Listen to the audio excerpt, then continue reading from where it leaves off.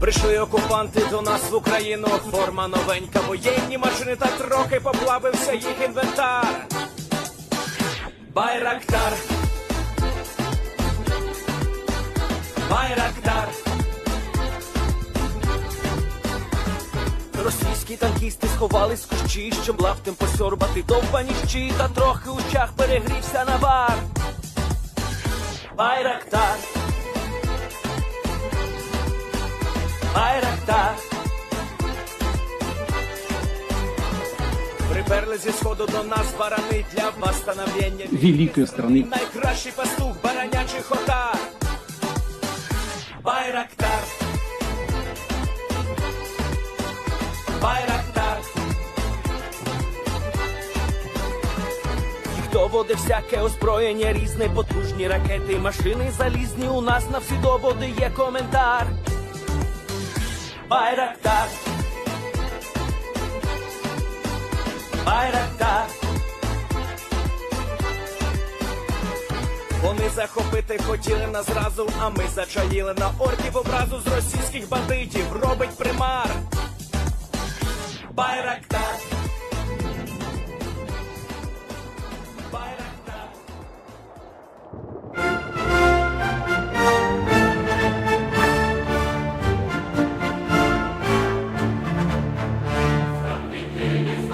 Future, some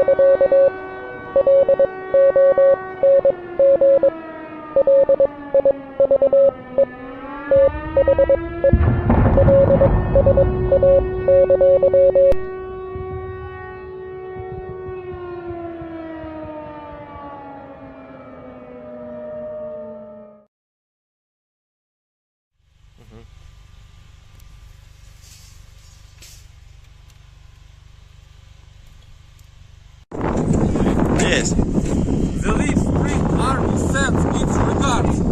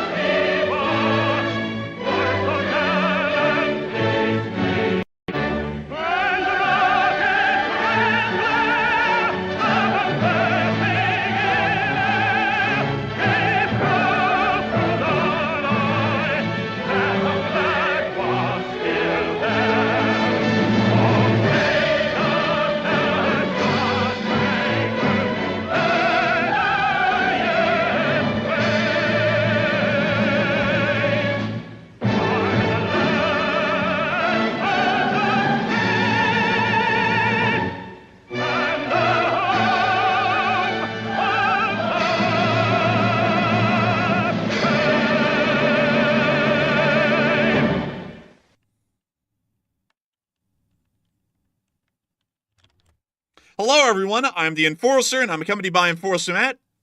And good evening, folks. It's Enforcer Matt, and welcome back to day 1022 of the news. And it's good to see you all once again. And today we have very big news of Ukraine launching a brand new attack and strike on Russia. Also, we hear U.S. officials warning of an IRBM strike on Ukraine once again. And finally, we have some news about a possible Iranian mothership launching drones right off the U.S. East Coast. And it's good to see you all once again. And of course, we're going to be covering the past 24 hours of news from around the world, as we have gotten major news from every single corner of the world today, spanning from the United States, Eastern Europe, the Middle East, and even East Asia as well. As we have heard major news today, according to the United States Department of Defense and our intelligence sources, it appears that the Russian Federation is currently conducting preliminary preparations for the launch of another Oreshnik intermediate-range ballistic missile, also called an IRBM, against Ukraine within the next couple of days. At this moment, we are hearing that the Russians are beginning their final preparations for the launch of this missile against Ukraine, and it does appear that according to U.S. intelligence, the attack is now imminent at this point, and will once again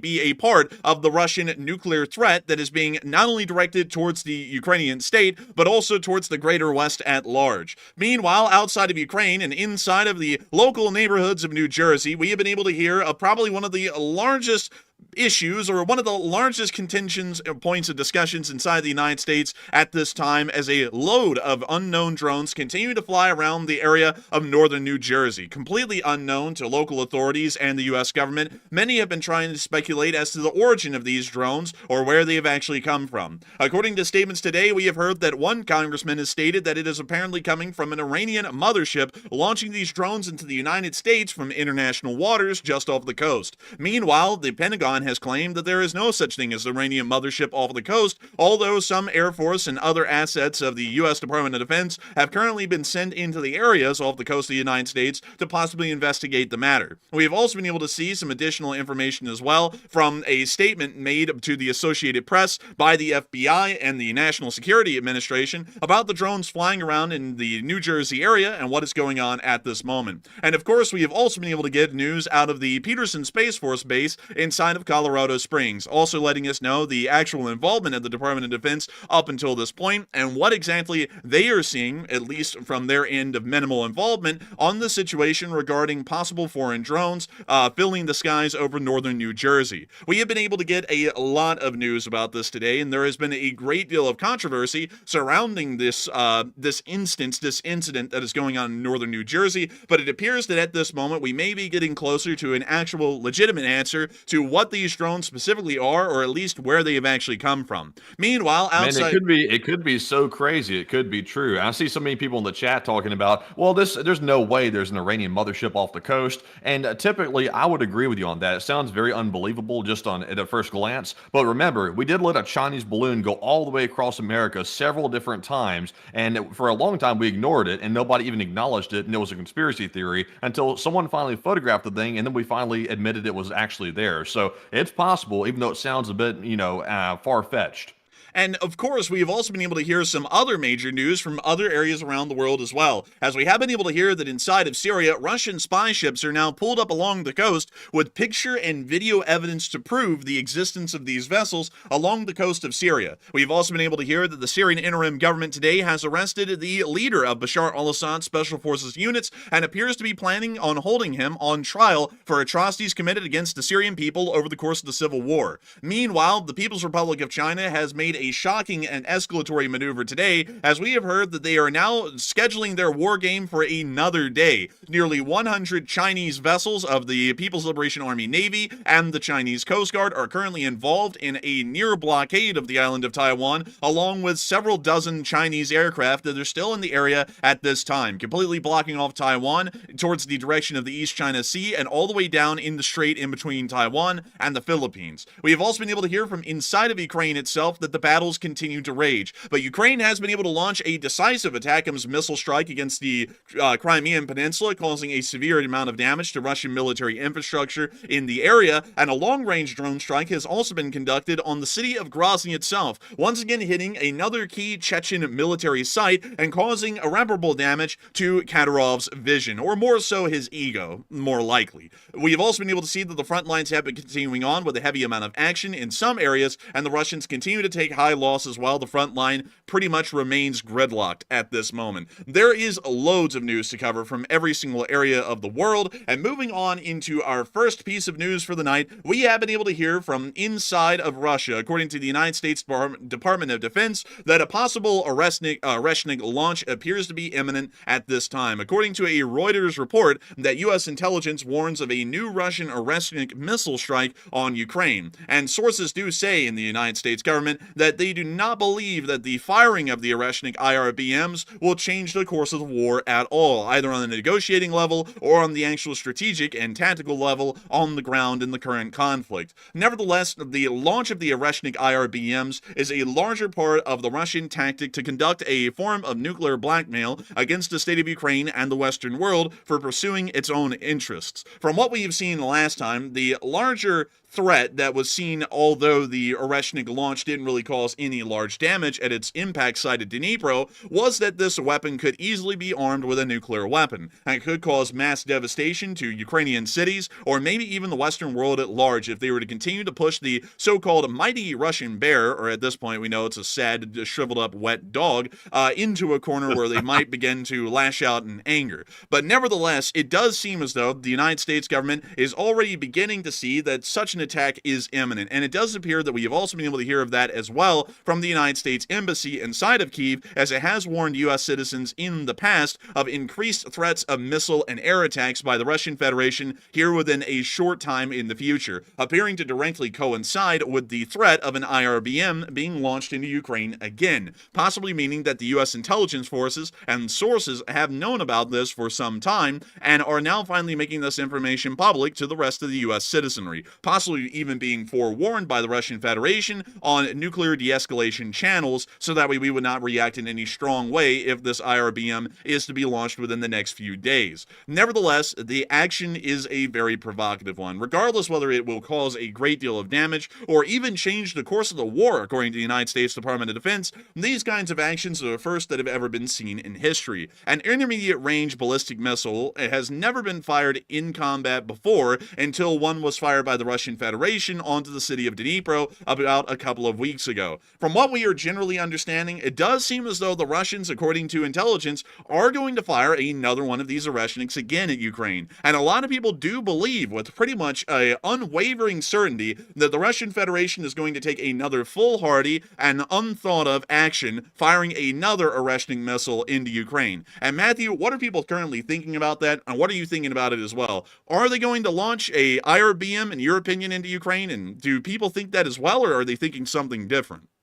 All right, so it looks like 89% of the audience, the overwhelming majority, said Russia will likely launch another IRBM once again in the next coming days, like U.S. officials are claiming they're going to do. So 4% said they will wait a little while longer before launching, and 3% said Russia will not launch another IRBM.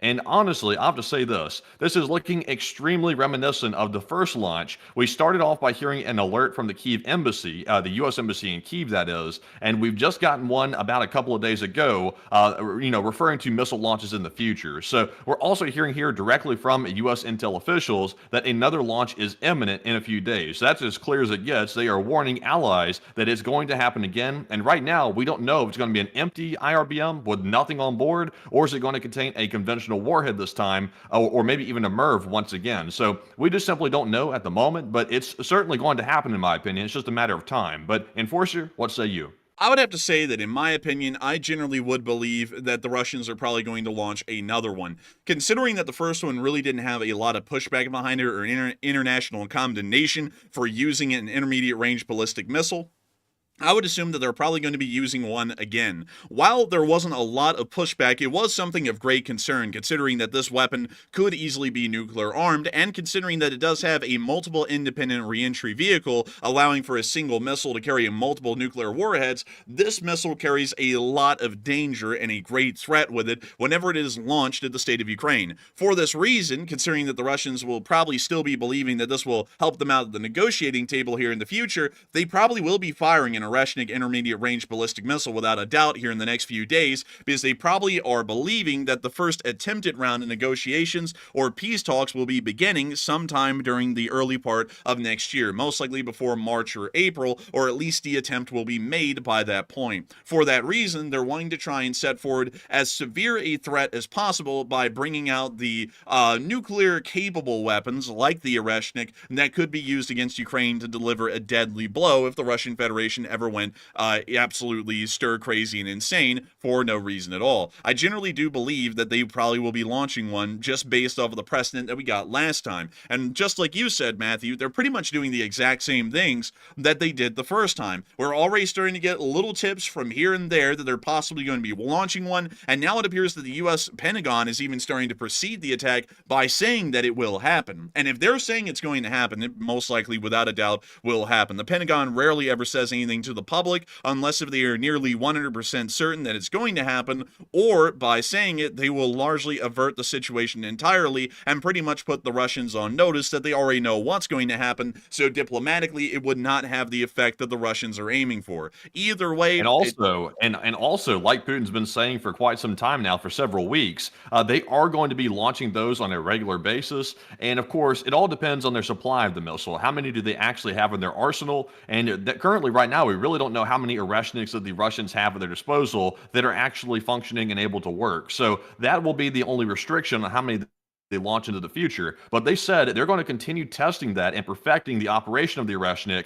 into the immediate future. So it's not too far-fetched at all to think this is going to happen. The big question is, though, where is this thing going to target? Is it going to hit a major city this time, or are they going to launch it and pretty much hit out in the field? What is the objective behind launching the IRBM this time? We simply don't know. We really do not know at all. And once again, we don't know the specific target of the missile inside of Ukraine, not just in if it's going to hit in in a rural or urban area. We really don't know what region of Ukraine this is going to hit. The last one was generally centrally placed, hitting inside of Dnipro, but the next one could be reaching far deeper inside of Ukraine, for example, towards a city like Zhytomyr, Ivano-Frankivsk, or maybe even Lviv, to once again show that the entirety of Ukraine is under the reach of Russian IRBMs, and really nowhere in Ukraine would be safe from an attack such as that. Once again, trying to attempt to strike fear in the Ukrainian civilian population as well as the Ukrainian government as well. But meanwhile, while that news has been going on, and it does appear that another major Russian nuclear threat and escalation is imminent at this point inside of Ukraine, we have a very large and interesting kind of a incident that is happening right now inside the United States.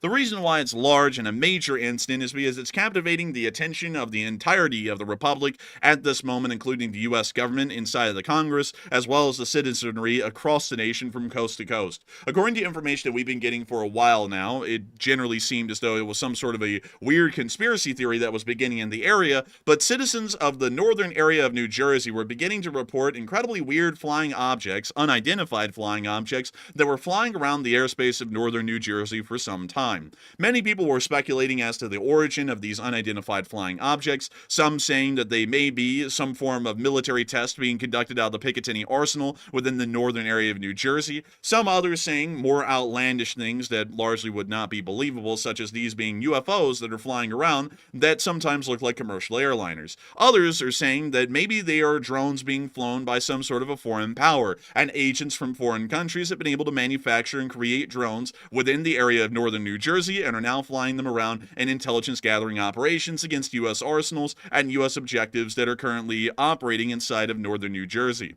According to information that we have been able to get today, it does appear that the drones flying around have had a little bit of more information published about them. And on the website of the Associated Press, we have been able to see a little bit more information that has been gathered, at least at the moment, according to what we know. It is without a doubt at this point that the unidentified flying objects are some form of a drone that is currently flying around the area of northern New Jersey. Some of these drones are about as wide as 6 feet, giving them about the size of a Baba Yaga drone that would be operated by the armed forces of Ukraine inside of Ukraine, letting us know that these drones are some of the larger ones that would be seen. They do not appear to be any sort of a hobbyist's drone. It appears to be some kind of a more so drone being operated by a foreign power of a sort, and it seems as though some unidentified force that is not the U.S. government and is not a hobbyist is currently operating these drones within the area. We have been able to hear some very interesting things as well about where these drones have been spotted. Some of them have actually been spotted near the Picatinny Arsenal, which is a U.S. military research installation inside of northern New Jersey, which really led a lot of people to believe, at least at the beginning, that it may be some sort of a government program that is being tested outside of the Picatinny Arsenal, and these launches are being conducted to be able to gather important data about the kind of drone that the U.S. Army is currently developing from inside of Picatinny Arsenal. However, we have also heard that these drones have been spotted near to the president-elect's golf course in Bedminster in New Jersey as well, which is starting to lead us to believe that there is a possible theory at the moment that would be letting us know that this probably is more so a foreign agent, more so than the United States conducting any kind of weapons development programs or any other kind of theory at this moment. Many people may actually know, at least at this time, that the United States of America is currently going to be going under a presidential change here in the near future, and our current president will be replaced by the president-elect of the United States, elected on November 5th of 2024.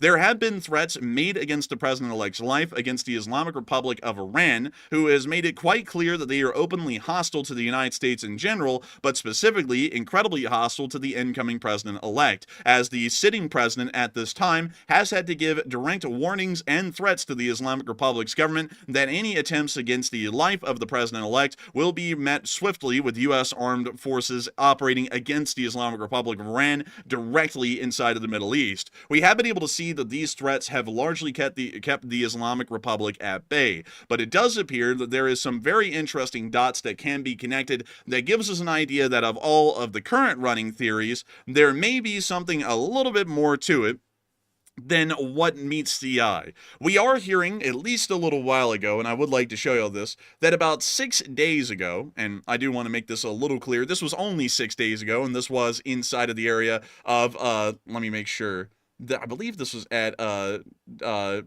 see, Bandar Abbas. We were able to see that the Iranian drone carrier had set sail, leaving its home port for the first time outside of sea trials. This vessel was based inside of the port of Bandar Abbas along the coast of Iran, and we could see the actual port that it would have left from right here. This is largely a civilian and naval wharf as well, largely operating some parts of the Islamic Republic's Navy, as well as some civilian vessels from the area as well. We have been able to hear that this vessel did go underway at sea around 6 or 7 days ago. However, we are really unsure at the moment what this vessel is capable of. We would generally understand that its top speed is not really that high. Another thing that we would also understand is that it largely is built off of a former cargo vessel that the Iranian Navy has purchased and is trying to currently operate as some form of a kind of like a sort of kind of not really drone carrier. It's kind of their version of an aircraft carrier or an LHD combined and only uses drones. It does have a ski jump ramp on the front, letting us know that some of these drones are not VTOL capable. They actually are some sort of a fixed wing drone that has to be launched directly off of the deck of the drone carrier. The drone carrier is around 600 feet long, and we really do not know what kind of drones there are on board this vessel. But nevertheless, this vessel did leave Bandar Abbas around 6 days ago, and its exact whereabouts, at least publicly, have been unknown for this time. We are unsure the actual location of the drone carrier, but nevertheless, it could be anywhere. We are still doubting, at least at the moment, that the drone carrier could have traveled all the way either through the Suez Canal without being undetected. That would be highly unlikely, or around the Cape of Africa, and then back up through the South and North Atlantic towards the United States coastline. That voyage would take an incredibly long time, and most likely would be somewhat highly unlikely.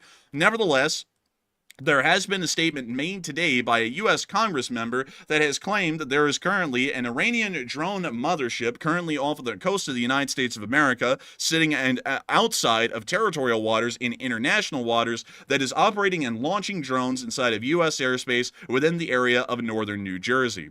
This has been something that has really caught the public by surprise. A Congress member of the United States Congress has made a direct statement that a foreign power, a foreign entity outside the United States of America, currently has a vessel moored outside of U.S. waters in international waters off the coast and is operating a large fleet of drones inside the area of northern New Jersey, near to sensitive military sites and also near to the property of the incoming president. It does seem as though this may have a little bit of validity to it, although the drone carrier may have not been able to make the voyage in less than 6 days from Bandar Abbas all the way to the area where it could be launching these drones near the United States.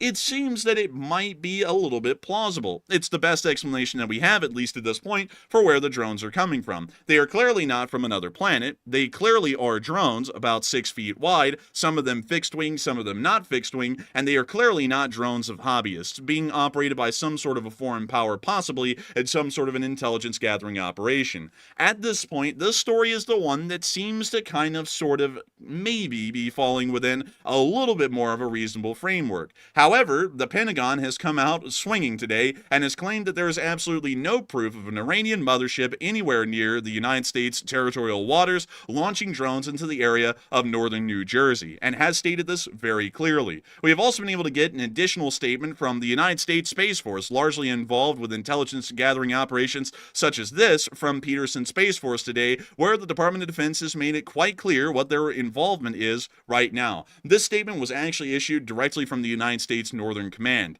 We are aware and monitoring the reports of unauthorized drone flights in the vicinity of military installations in New Jersey to include Picatinny Arsenal and Naval Weapons Station Earl, and we refer you to those installations for information on any efforts that they may be conducting to ensure the safety and security of their personnel and operations. Local law enforcement and the FBI are currently investigating. U.S. Northern Command conducted a deliberate analysis of the events in consultation with other military organizations and interagency partners, and at this time, we have not been requested to assist with these events. If these incidents require additional DoD assistance, the Secretary of the Military Department or relative DoD component head concerned can coordinate with U.S. Northern Command for an enhanced or increased response. U.S. Northern Command, in conjunction with our interagency partners, will continue to assess further information and is prepared to respond when asked or should the situation escalate to threaten any Department of Defense installations. At least at this point. Is it just me? Is it just me, or is it a little bit odd that Northern Command really hasn't been looped into the situation? Like from the based on the statement here, it sounds like nobody's wanting their involvement in this situation, which strikes me as a little bit odd because once again, they've not been requested to assist in investigating or anything. And basically, the statement says in very simple language, we don't know what's happening, we haven't been looped in, and we're basically at the mercy of the other agencies. That strikes me as a little bit odd, and I wonder why that is. I'm wondering why it is as well. It's a little bit of a weird thing that it seems as though there's a bit of an aloofness about this, because one thing that we do know is that the public inside the United States is gripped with the story of whatever these things are. No one has really a clue, and of course the public's imagination is going wild at this time. Some people are even claiming that they are UFOs that are currently flying around randomly throughout northern New Jersey. Of all places in America, it seems that northern New Jersey is the most interesting for extraterrestrials, and they're currently trying to figure out why in the world New Jersey even exists, which I guess is a real big question that even we have to ask. So if the aliens were asking that, that's not a bad question. But nevertheless, a lot of people are really wanting to get down to the bottom of this, and some people are giving this Congress member's statement a pretty decent look, and a lot of people are wondering and considering whether his statements seem to be plausible or not, given all of the circumstances, facts, and evidence and information that we have, at least at this moment. And it does seem as though there is a pretty mixed result at this point. Some people are saying that it sounds possible, maybe even true. Some other people are saying that it sounds absolutely crazy and unsubstantiated that an Iranian mothership is sitting in international waters right now and operating the large bulk of these drones that are currently inside of northern New Jersey. Matthew, what are folks thinking about this, and what are you thinking about it as well?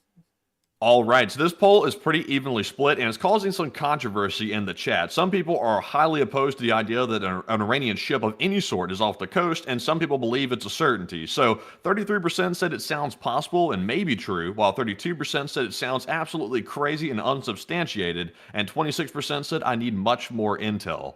And on this one, I'll be honest, I'm not totally ready to start running with a story. I will say this, though, just from a common sense perspective, the congressman is putting his reputation on the line. And I don't care what you think about politics, which side or the other you're for. The guy is putting his reputation on the line by coming out and saying this, because if he's proven wrong and he's proven to be lying about this whole situation, he is going to look like the biggest goofball that I think we've ever seen in this country. So if he actually is proven false, that is not going to be good for his reputation. And I find it hard to believe he's willing to throw away his entire reputation, whatever reputation he has, on this one simple thing right here. I wouldn't see that being really a likelihood. So he must know something, or either someone's fed him wrong information, one or the other, but he strongly believes it's the case. And right now, the Pentagon really doesn't have answers, and Northern Command is not even involved to give us answers, and the FBI's gone mum. So I would say, based on the lack of information, I'm going to give him the benefit of the doubt slightly, but I'm not entirely convinced on it because we haven't seen any actual physical evidence of a ship off the coast, but it certainly seems interesting. And Enforcer, what say you?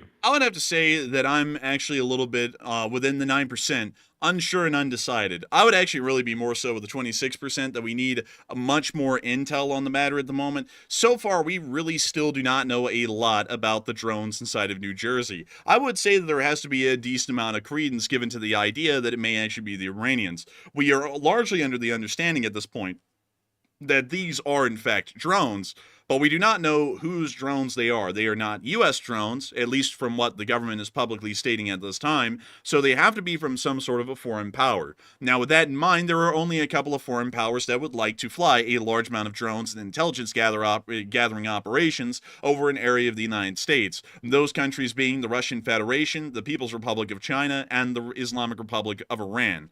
Those are really the only three at this time that probably would be able or would want to carry out some sort of an intelligence gathering operation along these lines. With this in mind, there has to be one of the three culprits that are responsible, and there has to be a way that this is done. This isn't the first time, I want to remind everyone, that we have heard that something like this has happened. Not too long ago, we actually covered the story here on this channel that in Newport News, a Chinese national had been arrested for taking pictures of sensitive sites at the Newport News Naval Shipbuilding Yard, and has been put in prison for several years due to the offense. This wouldn't be out of the question that foreign powers are trying to gather sensitive information of military facilities that are inside the United States and what exactly we are currently trying to produce. Of course, military satellites can gather a great deal of information, at least visually, of what's going on the ground, but sometimes a closer-up view, like a drone could provide at a place like, say, the Picatinny Arsenal right here, could really help out a great deal with trying to figure out exactly what's going on the ground, or what kind of projects the U.S. Army is currently working on at Picatinny Arsenal.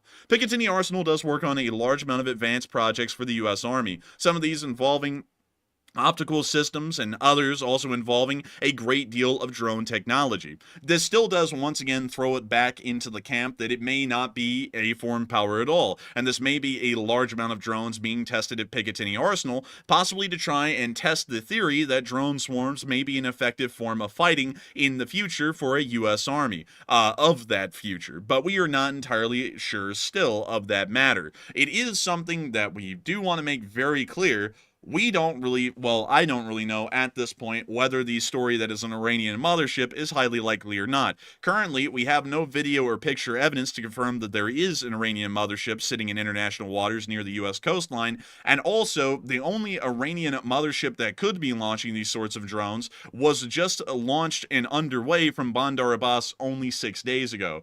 If I can see, let me see if I can get this. Iranian drone carrier ship. Let me see if I can get some exact details and info on this vessel. So, let's see here. Also, Enforcer, while you're finding that information, that congressman made one grave error here. If he's actually believing and truly actually believing what he's saying, using the word mothership probably was not the best choice of words, but it sounds like maybe he's in the realm of like conspiracy theories or something like that. Like saying an Iranian ship would have probably been a better way to say it with more credibility behind it, but he actually did sound like he believed what he said, even though it sounds a little unbelievable. I see what some people are saying in the chat here. It sounds far-fetched, but at the same time, remember the Chinese balloon incident? That sounded far-fetched too until we found out it was actually true. So I can't dismiss it, but it may be false. It may be false, maybe, possibly. And I'm seeing that we finally have some information here. Now, I actually want to show y'all some information about the drone ship that the Iranians did send underway at sea about 6 days ago. This is about the best picture that we have of the actual drone ship's deck. You can see that it does have an angled deck for fixed-wing drones to take off and land from. It also has a ski jump as, a ski ramp as well, to help boost the aircraft off of the deck when they're taking off, but it doesn't have any form of catapult system on board. We were able to see an additional picture right here from Bandar Abbas showing them outfitting this vessel, and we were able to get some also pretty interesting information as well from the United States Naval Institute, as well as H.I. Sutton, which covers a lot of information about naval activities and the kinds of vessels that some nations are fielding. This was published in May of 2023, and at this time, the vessel was still being fitted out to fulfill its role of being the first drone carrier in the world that was purpose-made for the job. Well, not really purpose-made for the job, but is really its only job is to carry drones. According to what we have from H.I. Sutton, the ship was built in 2000 as a container ship and was operational up to 2021 under the Iranian flag as the vessel Pararin, with the number 9209350. It was around 240 meters in length with a 32-meter beam and a draft of around 8 meters. In drone carrier configuration, the beam will be extended on the port side, and our draft will likely be a little less, considering that it will not be carrying a full load or as heavy as it originally was as a cargo carrying vessel. We were able to see, like we have already noted, that it appears that the actual flight deck is angled to the side, and it's a workaround to the pre-existing superstructure on the back of the vessel due to it being a container ship originally. It also does appear that the drones will be able to land and take off, so it will actually be operating as a effective aircraft carrier, or more so a drone carrier, and we're not really sure, at least according to H.I. Sutton, what kind of a drone this thing would be carrying. It may be carrying a ripoff of the American RQ-170, which I'll also be showing y'all a picture of right here. And this is, and let me see if I can get this, this is the RQ-170, and the Iranians do have a pretty cheap knockoff of the RQ-170 because they were able to capture one of ours due to some sort of a hacking attack as it was flying near Iran, and they actually did create an Iranian ripoff. And so let me see if I can get y'all the Iranian version of the RQ-170. And this is it right here. This is largely the rip-off version that the Iranians made, and we do believe, at least at the time, according to what a lot of people are talking about with this drone carrier vessel, that this could be carrying drones similar to these. However, these are far larger than 6 feet wide and don't really fit the description of the drones that are currently flying over northern New Jersey at this time. So it's still a little bit of a mystery as to whether those would be the actual likely suspects or not, or whether or not this drone carrying ship is carrying more than just these RQ-170 ripoffs. Another thing that we also Enforcer as well, another note, the Iranians just got done coming out this morning and saying that they had a major and unprecedented announcement regarding production of new drones that will quote-unquote shock the world in the coming days. And we don't know what they meant by that. It could have been simply hype talk, but it does kind of line up with this idea here that maybe this drone ship, which is now apparently out of port from what we're hearing, could be involved in that major announcement. And, you know, once again, the congressman's claiming that some sort of mothership or Iranian ship, whatever you want to call it, is off the East Coast. So there seem to be several things lining up suggesting it could be true, but it's just hard to tell because it sounds so crazy. Like, you don't want to throw like your whole like confidence behind it yet because you really don't have the physical evidence, but it sounds like it could be plausible at least. It does sound like it could be plausible, and I'm trying to see if we can find any information about the drone carrier's speed, and it doesn't appear that we can, at least in the moment. I was able to find a picture of it before it was converted into being a drone carrier, and I'm assuming that a cargo vessel like this would not be able to achieve a very high top speed. It most likely is able to travel at its max speed around 18 to 19 knots, I would assume, but that would really be pushing the ship's engines to its max if the engines had not been refitted now that it is a Iranian drone carrier. Also, the shape of the vessel's hull doesn't really equate to a high speed. It's not exactly a vessel that was made for an incredibly high speed. It was a vessel that was made generally to slug it out over the ship, over the world's oceans, and to generally get cargo from point A to point B in the cheapest and most economical way. I'm trying to see if we can find anywhere the top speed of this vessel, and it just does not appear that there is any kind of information, at least at this point, of how fast this vessel can travel, but we're assuming that it might be at around 18 knots. So going off of that, let us say that this vessel did leave Bandar Abbas from the exact naval moorings that it would have been at when it was when it went underway. So it would have most likely traveled some sort of a path similar to this out of the area, and then we'll believe that it would have broken for the open sea, most likely traveling past Madagascar, then wrapping around Cape Horn, and then traveling all the way back up into this area, which would have been a voyage of approximately 13,800 miles, giving this full credit, considering that we will investigate the story and see if this is plausible or likely at this time. Considering that the vessel has only been underway for 6 days, and we are assuming that the vessel is able to travel at a speed of around 18 to 19 knots, let me make sure that I can get a mile translation, 19 knots to miles per hour. And let me see if I can get that really quickly. So that would be around 22 miles an hour. So now it's time for me to whip out a calculator, and we're going to give this a good run for the money. Could this thing have traveled to the U.S. coast in less than 6 days from when it left port? So 13,757 miles divided by 22 miles per hour. It would take, at least at this time, and I'm doubting this a little. Wait, hang on. Actually, no. Let me divide that down a little bit more. So based off of our best estimate, at this ship's estimated top speed, it would actually take around 3.5 full weeks for this vessel to make the journey from Bandar Abbas all the way to the east coast of the United States. So for this reason, I'm generally assuming that there is no Iranian drone carrier off the coast at this moment, because it would simply have taken way too long for the vessel to have even made it here. It's only been 6 days since it left Bandar Abbas, so it currently would probably still be somewhere in the Indian Ocean at this moment. So that means it would not be possible for this to really be an Iranian drone ship, but nevertheless, the congressman still remains very adamant that the drone ship is the one that is launching the drones into northern New Jersey. Only time will tell what the drones actually are or what their origin is, but a load of people still have a load of different ideas as to what these where these drones may have come from or what they may really be. But moving on from that and on out of the area, it is now time for us to move on back into the middle of Syria, as we have been able to hear that while we don't really have enough proof to show that there is an Iranian drone ship off the coast, we have been able to see that Russian spy ships have started to set off the coast of Syria, and we were able to see pictures here today showing us that the Moma-class Kildans have been spotted off the coast of Tartus along with the Vyazma and the Novorossiysk, and it appears that it looks like these vessels are specifically geared towards some sort of a communications interception role or a electronic intelligence role, most likely trying to gather radio communications in between the Syrians and other factions outside of Syria, and also possibly trying to see what is going to be happening in Syria well on into the future. It may even be, in a highly unlikely scenario, an attempt by the Russian Federation to figure out what is going on in Syria so that way they can try and figure out a way to penetrate the Syrian skies, possibly with Russian helicopters, and then try and recover some of the trapped Russians that are apparently still inside of Syria at this point.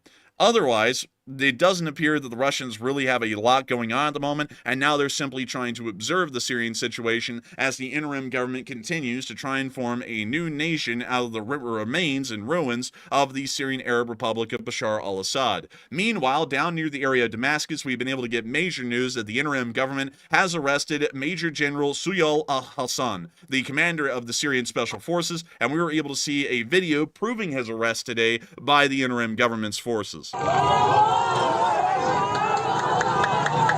We can see them cheering here as the rebels bring him out. And we can see him here in some sort of a blue Adidas tracksuit. Also, we can now hear Stephen Hawking. Stephen Hawking has returned from the grave. Everyone, he's in Syria right now. He said, "We got him." Like, I don't know what that is. Oh man, that's the sense from Fallout 4. The humans are dead. The humans are dead, or something like that. But nevertheless, it is very interesting to see that they were able to finally capture one of the commanders of the Syrian. Well, actually, this was the commander of the Syrian Special Forces, and it appears that the Syrian interim government is going to be holding him on trial for his crimes conducted against the Syrian people over the course of the Syrian Civil War. Largely, every single element of the Syrian armed forces has conducted war crimes and crimes against humanity over the course before the Syrian Civil War began, and of course, especially during the course of the Syrian Civil War. For this reason, people like him, the former commander of the Syrian Special Forces, are high priority targets to be arrested and tried by the new Syrian interim government, and we do believe that he will most likely be facing a long amount of jail time, and if the Syrian interim government does allow this by their own laws, he may be subjected to death by some form of execution. We're not entirely sure if they even have a death penalty at this point in the Syrian interim government. That hasn't really been put out to the public yet, and if they do have it, what is their preferred method of execution? That at the time is currently unknown. But moving on out of the Syrian news and on over into the area of the Taiwan Strait and the island of Taiwan, we've been able to also hear some shocking news from this area, that the Chinese war games have been extended a day. This comes to the shock of everyone, of course, and a shock to the Taiwanese government, as it does appear that they are clearly trying to really put a lot of pressure on the Western world and the island of Taiwan to try and relent and give in to Chinese demands on the island. We have been able to hear that at this moment, still nearly 90 Chinese vessels are currently still surrounding the island of Taiwan towards the area of the Japanese Chain Islands, all the way down here to Ishikagi, Hawaii, which is just along the Taiwanese coast nearly, and all the way down into the strait in between Taiwan and the Philippines. It looks as though the Chinese are still completely surrounding the island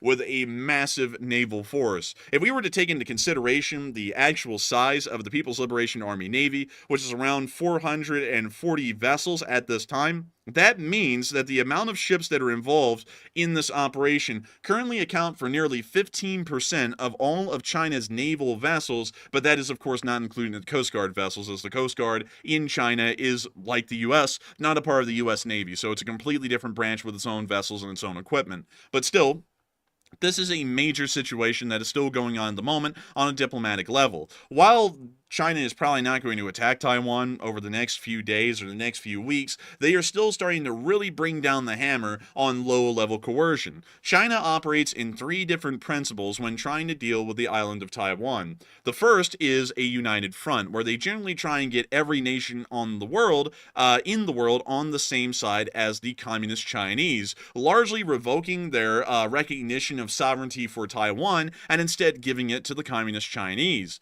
The other way that they operate is through persuasion, generally trying to not only negotiate with Western nations such as the United States, which is heavily involved in Taiwanese sovereignty, but also Taiwan itself, trying to find some sort of common ground with factions inside of the Taiwanese government and trying to get them to agree to rejoining the mainland and becoming a part of the Communist Chinese nation. The other way, and the last way that they conduct any kind of effort to try and regain Taiwan as a part of Communist China, is through low-level coercion. This is where they use military force to largely threaten or intimidate Taiwan and its supporters and try and make sure that they either withdraw their support and leave Taiwan on its own, once again really emphasizing the persuasion in the United Front against Taiwan, or it of course insinuates the threat that if they no longer are susceptible to persuasion or the United Front that has generally been created against Taiwan to strip them of any sovereign legitimacy, they will then invade the island and take it over, largely knowing that really no other country rather than the United States would probably come to the aid of Taiwan, as practically every country in the world has revoked their recognition of sovereignty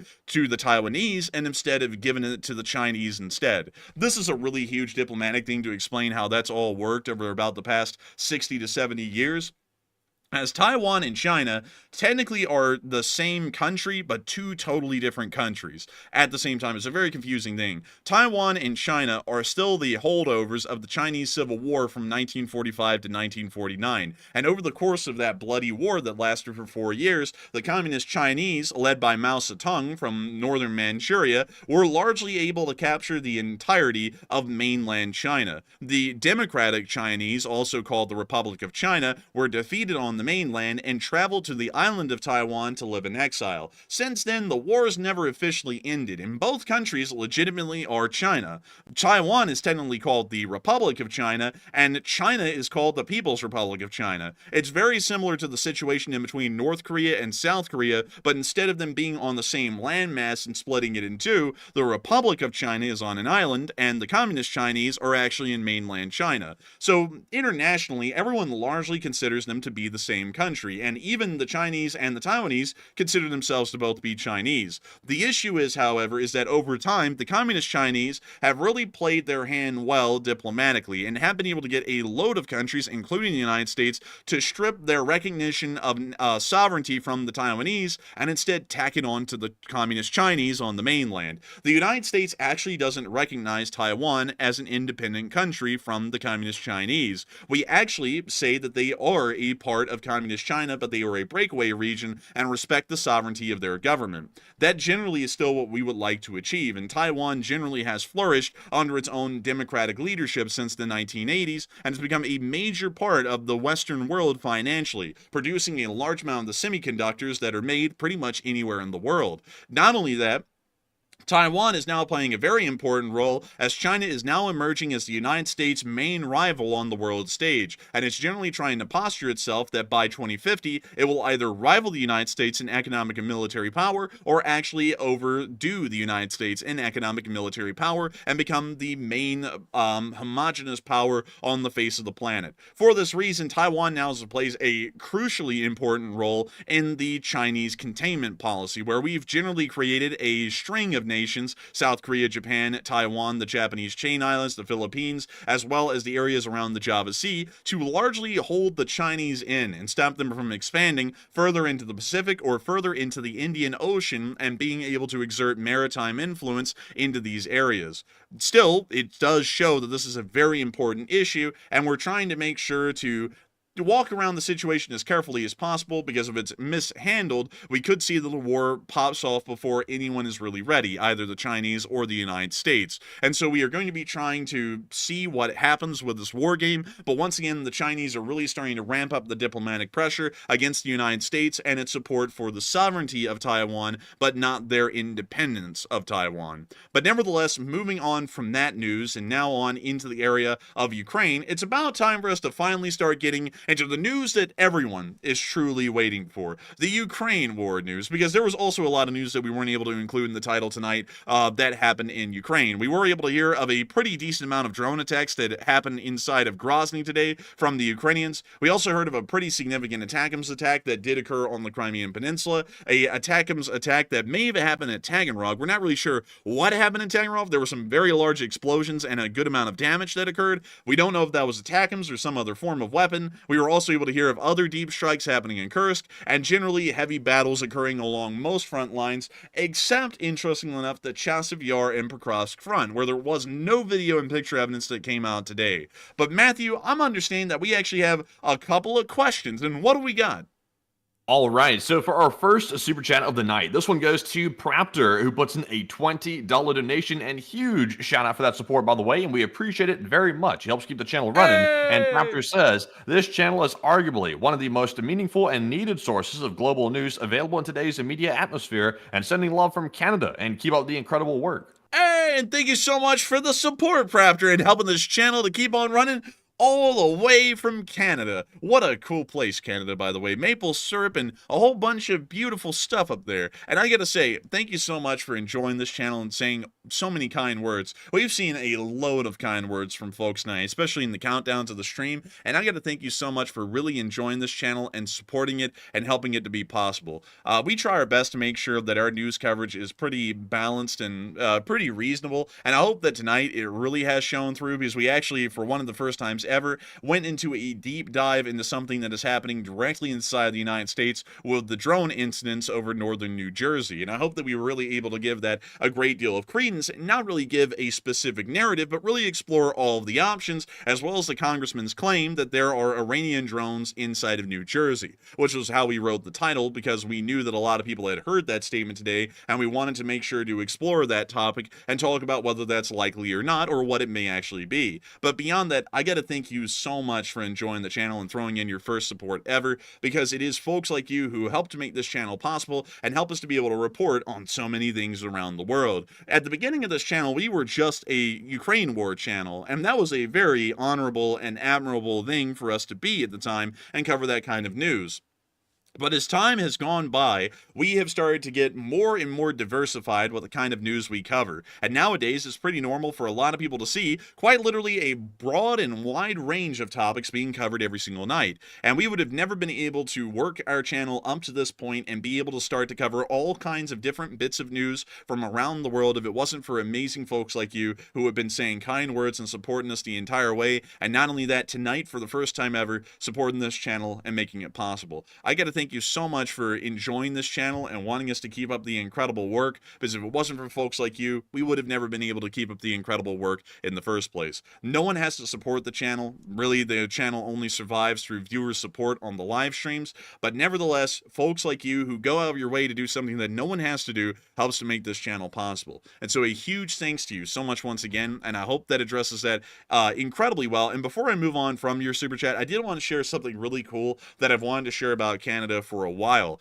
One of the largest landslides in human history actually happened in Canada, in the area, I believe, of British Columbia, if I'm correct. And let me see if I can find it.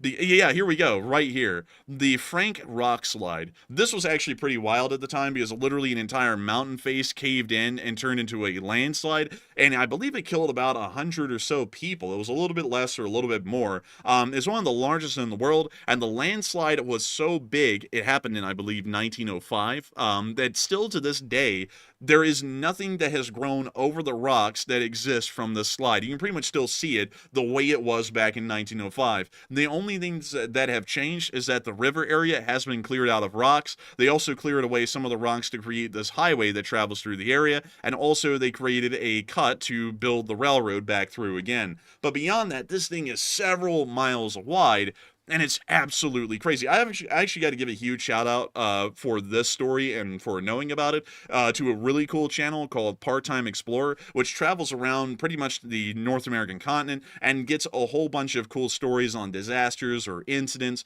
that involved more niche things in American history. He does a really good job showing this kind of stuff, and he actually found the entrance to the shaft that was dug through the mountain by the miners that were trapped inside the mine because of the slide. It was a really, really cool video.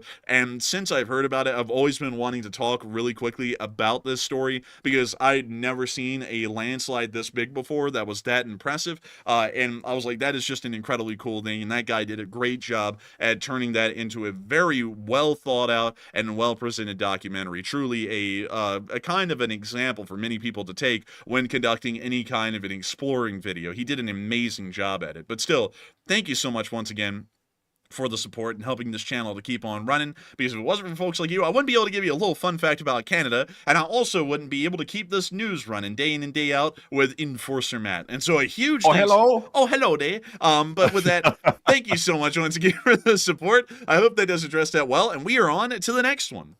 All right, and our next one here is going to go to Andrea Fed, who's a longtime channel legend who puts in a $20 donation as well. And thank you very much, Andrea, for that support. And she said, can we see a pic of that ominous orange Iranian helicopter? And maybe the drones are actually swarms of these. And you guys are the best. And thank you for that. And please take one from the chat. And thank you so much for the support in Andrea Fed, the Fed, by the way. And I also got to say, a huge thanks for saying that we're a great channel and wanting us to keep it running. If I remember correctly, Andrea Fed, you are one of our Swiss viewers. Correct me if I'm wrong on that. But if you are one of our Swiss viewers, hello to Switzerland, a really cool country that's really pretty through and through, and also has these beautiful lakes, which I wish one day I could go and see because I've always wanted to see these lakes. Let's see, you know what? Let's see if we can see one of them.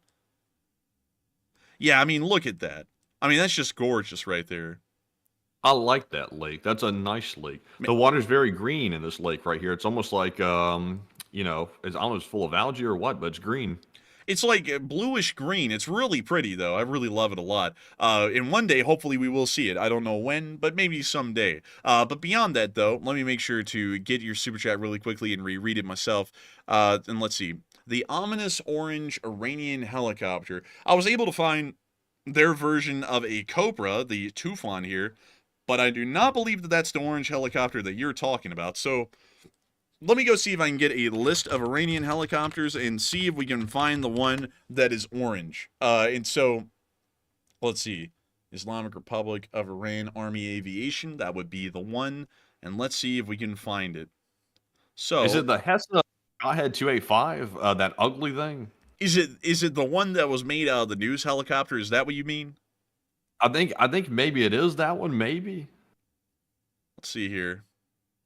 I think it or is. is it the helicopter that the Iranian president crashed on that one time? Wait, is it this one? I think it might be that one. Let us know, Andrew. I think that's the closest thing to it that I'm aware of. I think that is the closest thing. I would doubt that that this is what's flying over northern New Jersey, because if this was the thing that was flying over northern New Jersey, I think the question would be removed from a lot of people's minds as to whether this was an alien or not, because they go, "Oh my God, are you a ew?" and then they go, "Ew, what is that?" Like, and then they probably like throw up or die from shock from seeing something this ugly. It's the Pontiac Aztec of the helicopter world flying over my house. It's disgracing the roof. Dude, look at the actual helicopter it was made from up here. Sleek, clean, really nice, elegant. And then that thing, ugly, disgusting, sad. Like, this thing should not exist. These things are terrible looking. I don't know who, like, got possessed to think, oh, yes, let's take a perfectly good helicopter and let's just make it terrible. Like, I don't know who thought that. Whoever did in Iran, I believe that they probably have been given a medal and an award. But even so, you know what's even stupider? This thing cannot be that good on the inside because it just has a normal machine gun that is poked through a hole that is cut in the front of the nose cone, and I guess that the pilot just grabs literally the machine gun or something along those lines, like the stock of it, or has some sort of a special rig in there that he can move around so that he can just kind of like blindly fire the machine gun at the ground. This thing like is terrible. It's the worst. This thing sucks more than a Dyson vacuum cleaner or anything else for that matter. I've never seen any. Oh my god, they painted it blue and white.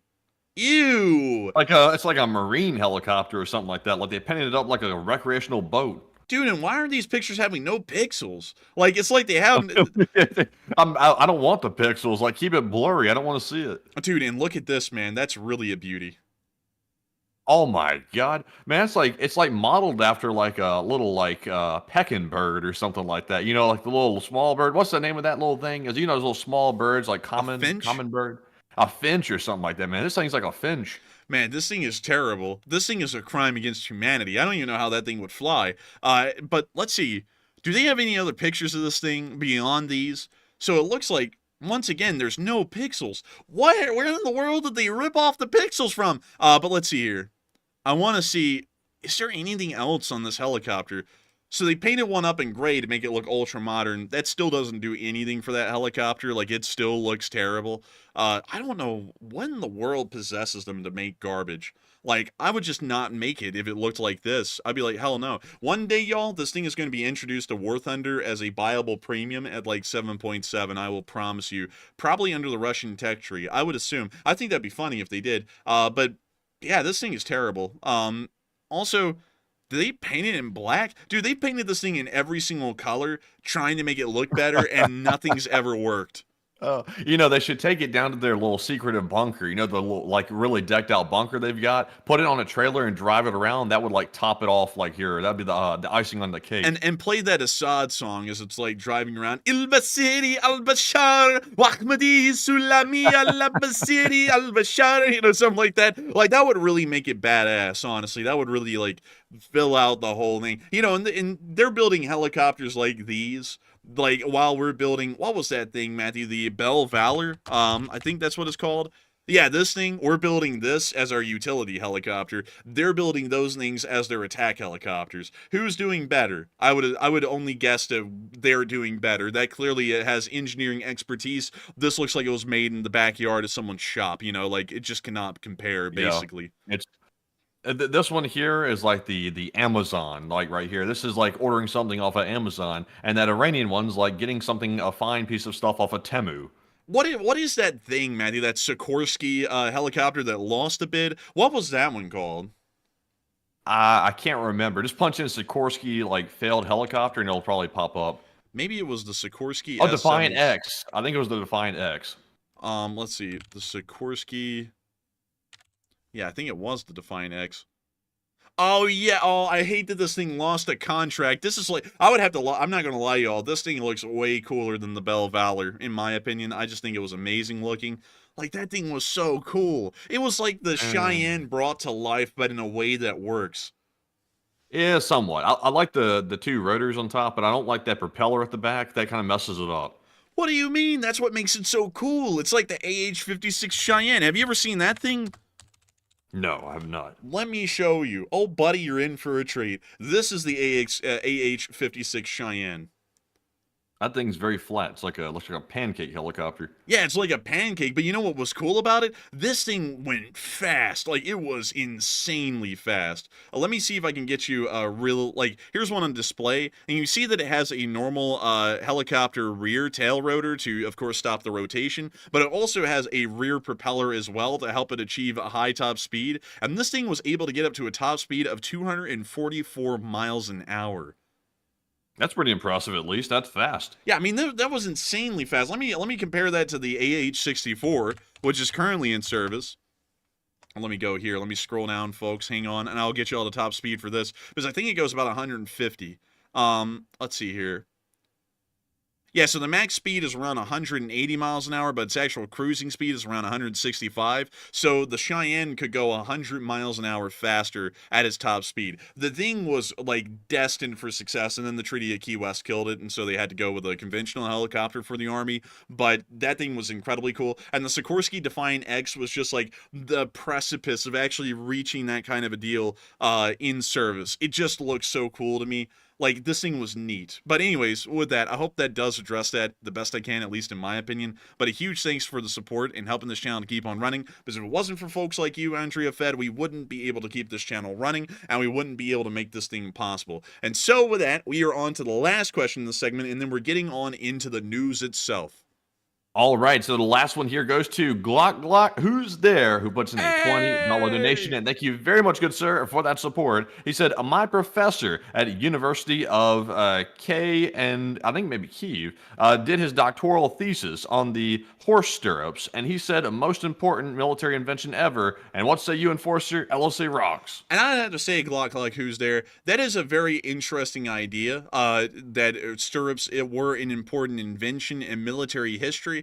But I would kind of argue that it wasn't the most important, because yes, it did allow for the creation of cavalry, which was a very important thing in the long run, at least through most of military history. But cavalry has largely been dated in the modern day. It really has been dated ever since the 1870s, honestly. A lot of people always thought that cavalry was only dated after the First World War, or really during the First World War. But it was even really getting dated by the point of the U.S. Civil War, and it was kind of getting to the point that it was entering obsolescence. I would say that, in my opinion, one could always try and make the argument that there is the most important thing made in a war, but I'm generally one to believe that there isn't such a thing, and there's the most important thing made in war for a specific era, but not really an overarching thing over history. Because one could say that the M4 A1 carbine, currently in service in the U.S. Army, or really the M16, is one of the most important implements that has changed the way war was fought by turning your normal battle rifle or any kind of rifle of the past into something small that is capable of select fire with small cartridges, able to suppress the enemy and largely do the job, if need be, of a machine gunner in rare instances. I still would say that that isn't really the most important invention of war, because really the M4 carbine of its day before that was the M14 and the M1 Garand and the 1903 and then the Krag, and then before that it was the trapdoor. And generally I would say the most important thing that has ever been made in war is, it's really hard to say. I mean, stirrups one could say for sure. I just don't really think it is the most important thing, because it got phased out and it's dated at this point. No one uses cavalry anymore, and no one ever will. It just isn't something that is as important these days. A lot of people are saying in the chat gunpowder, and gunpowder is a fairly important thing. But the thing with gunpowder to me is gunpowder, and really firearms as a whole,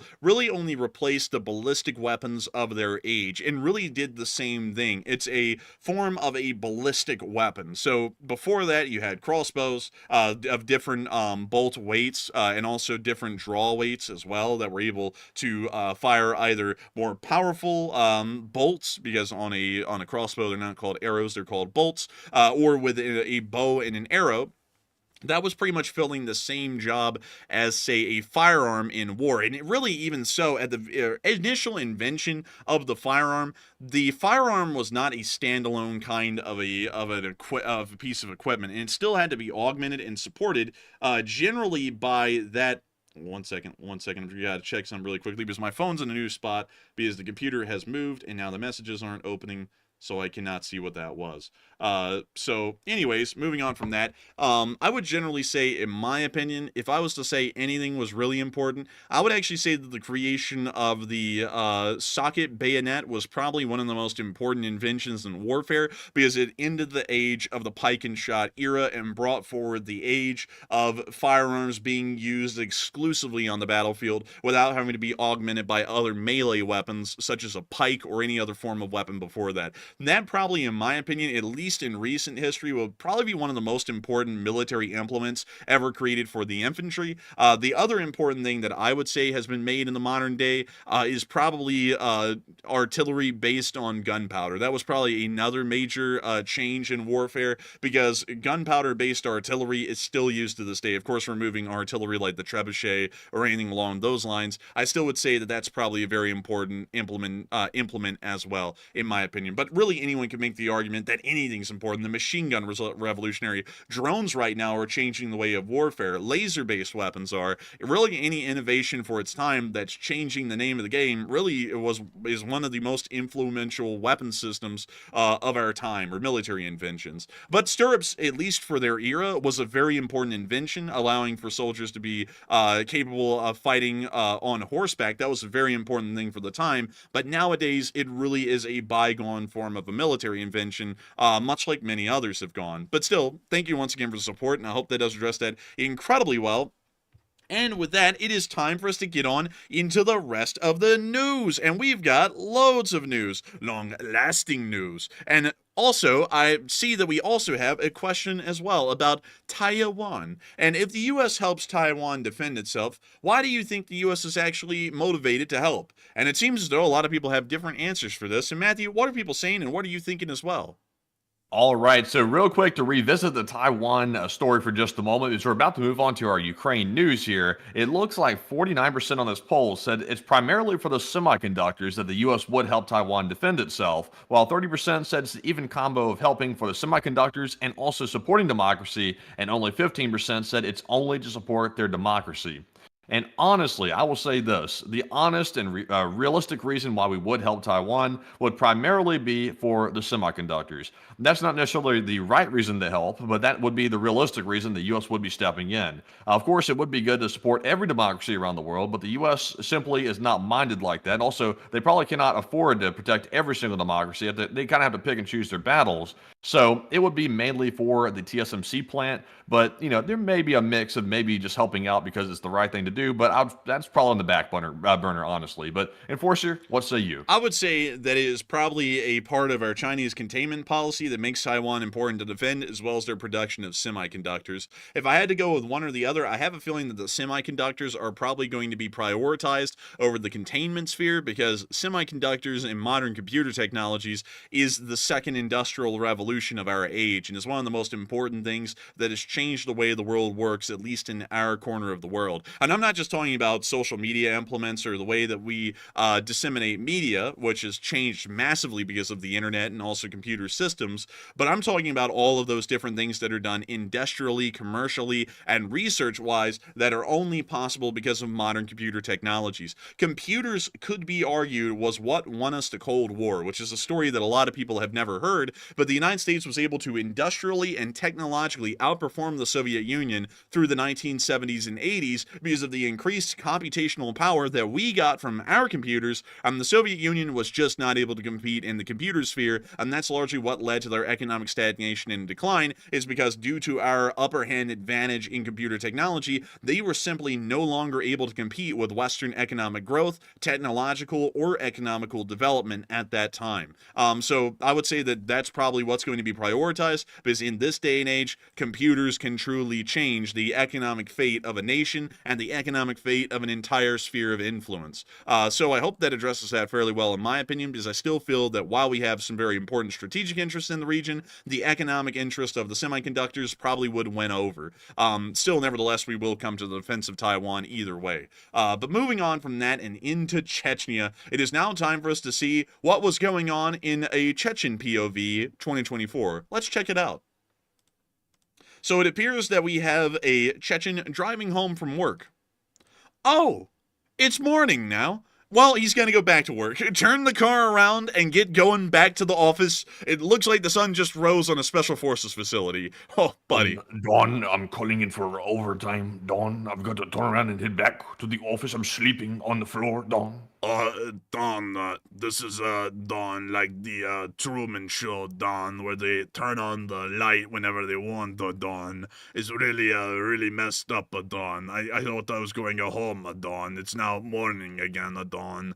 And, It looks like a couple of special forces guys really felt the morning rays, Dawn. It looks like they got cooked, Dawn. But nevertheless, Dawn, I don't know if this is going to be helping out our Kidiravites, Dawn. But nevertheless, moving on from that little clip, we got another one.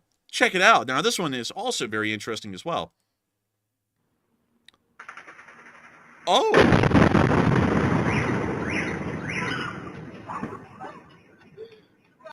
Man, something was yelping. Yeah, I don't even know what that was, man. It sounded like a dog or something. Dude, that was being woken up in the night right there. Just something like that. Oh.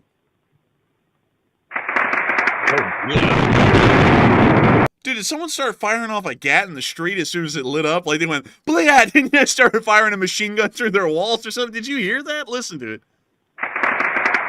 That's like machine gun fire right there. It sounded like it too. How about that right in the middle of the capital of Chechnya in Grozny? Machine gun fire, big explosions. This is a bad day for them, I would say. I'd have to say, man, this is probably, you know, like this is like that meme, man, where they're like, night falls on Detroit, and then you just hear like sounds of gunfire. That's probably like Grozny, like for real. It's just like night falls on Grozny. You just hear sporadic gunfire throughout the town. It's like Aleppo on a normal day out there. And then there's the explosion. Also, someone said, that's ammo cooking off. There's no way in hell the sound is traveling of ammo cooking off before the actual boom of the explosion reaches them first. Like the sound of ammo cooking off will come after the initial explosion. So that sounds as though someone closer to the camera started firing off some kind of a machine gun. Because there's no way that you can have sound that comes after an initial explosion traveling before it. That just doesn't make sense in a temporal perspective of how time, moves. Yeah, but anyways. I like that. You're bringing in those theories of relativity and stuff like that. That's bringing us to a whole new level. Man, what the hell are you talking about, man? I was just like, man, you're trying to make me sound like some kind of a genius. What are you trying to make me, like Neil deGrasse Tyson? You know, where you sit there, you just like listen to yourself talk, you know? Like, that's what I do every night. I do that for like 3 hours. What timeline are we even on here? Well, you know what's actually cool about science is that in science, let me get out a book and get a quote. It's like, why do we need a quote? Anyways, moving on from that and into the area of Sevastopol, we were also able to hear that the ATACMS strike has apparently knocked out a bit of Sevastopol's power. We were able to hear that after the explosions, an urgent repair was announced, and part of the city is without power. Boo-hoo-hoo. And also... Boo-hoo. Aw, man. Boo-hoo-hoo. All my supporters left me. Aw, man. Also, we got to hear some attacks that happen on Taganrog with explosions as well. Check this out. They always say tag in Taganrog, and they got tagged. Oh, boy. Tag, you're it. He was it. And they're just looking through, taking a look, you know, a gander, I suppose. And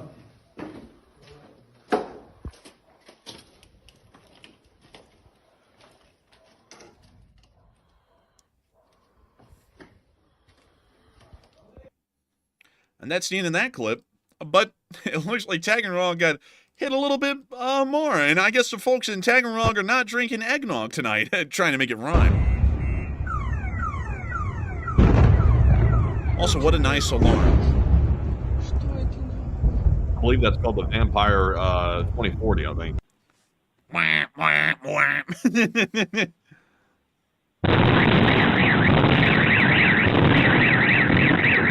You know, man, I'm not gonna lie. I don't think this was an explosion of any kind. I just think this was some loud drum and bass. Listen to the beat. You know what I mean? I like that, man. A nice, consistent little beat going on there. That's nice. Man, I'm telling you. Oh, look, there's more.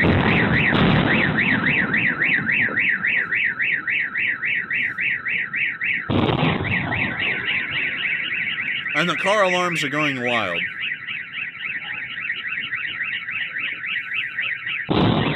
Also, what was all this? What are these things exploding, by the way? What's the munition? We don't really know. We know that the Ukrainian attack hit Taganrog, but we don't know how many drones were involved. So I'm not sure if all of those explosions are drones or not. I thought these were ATACMs coming in, or at least some of the explosions were ATACMs. I heard that they were drones. And they finally turned off Oh, the good. car The alarm alarms. stopped. I like that. Well, now that we have a little bit of silence, what are they? Oh. We got someone getting to the bottom of it.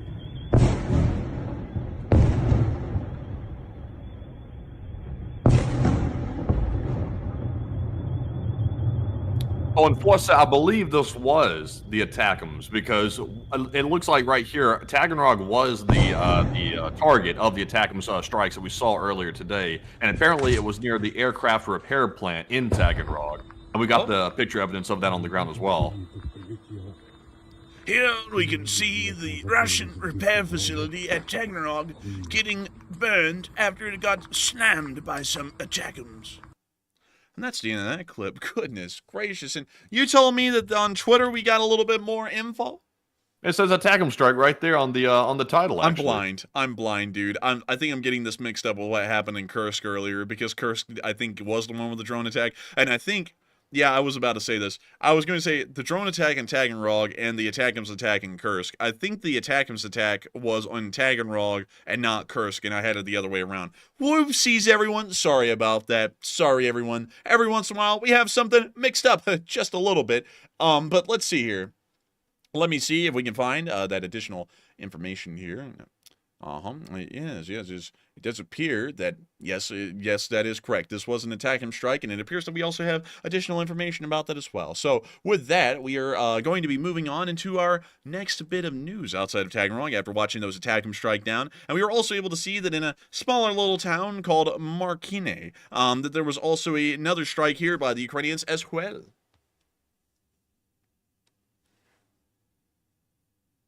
Oh. That's burning brilliantly. Little toasty, perhaps. Kind of interesting. This guy was already filming out in that direction, by the way. It is a little interesting. CIA, maybe? CIA munchies a fed. But anyways, moving on from that, we were able to hear that Ukraine has struck Chechnya's special police facility in the capital of Grozny, which is where those explosions happened earlier. And a lot of people are wondering, what's the goal? And a lot of people are saying Ukraine is sending a warning to Kadyrov. Others are saying that Ukraine wants revenge on Kadyrov. Some are saying that he's just doing it for the hell of it, and others are a little bit unsure and undecided. But, Matthew, what are people thinking about this, and what are you thinking as well? All right, so in recent weeks, we've been seeing Ukraine ramp up the attacks on Chechnya, specifically the place governed by Kadyrov, that is, the warlord, and it looks like this time they struck the special police facility in the capital city of Grozny, which is a big deal because it's literally the capital city that they're striking in. So what is Ukraine's goal? 43% said Ukraine is just sending a warning to Kadyrov, while 30% said Ukraine wants revenge, and 13% said it's just for the hell of it. And I think it might be a warning to Kadyrov because the last time Ukraine attacked Chechnya, Kadyrov threatened Ukraine and once again vowed to take them down and started threatening some Ukrainian prisoners that they had in their custody. So this is Ukraine's way of giving Kadyrov a very nice and very kind warning to back off just a little bit. So I'm with the 43%, but Enforcer, what say you?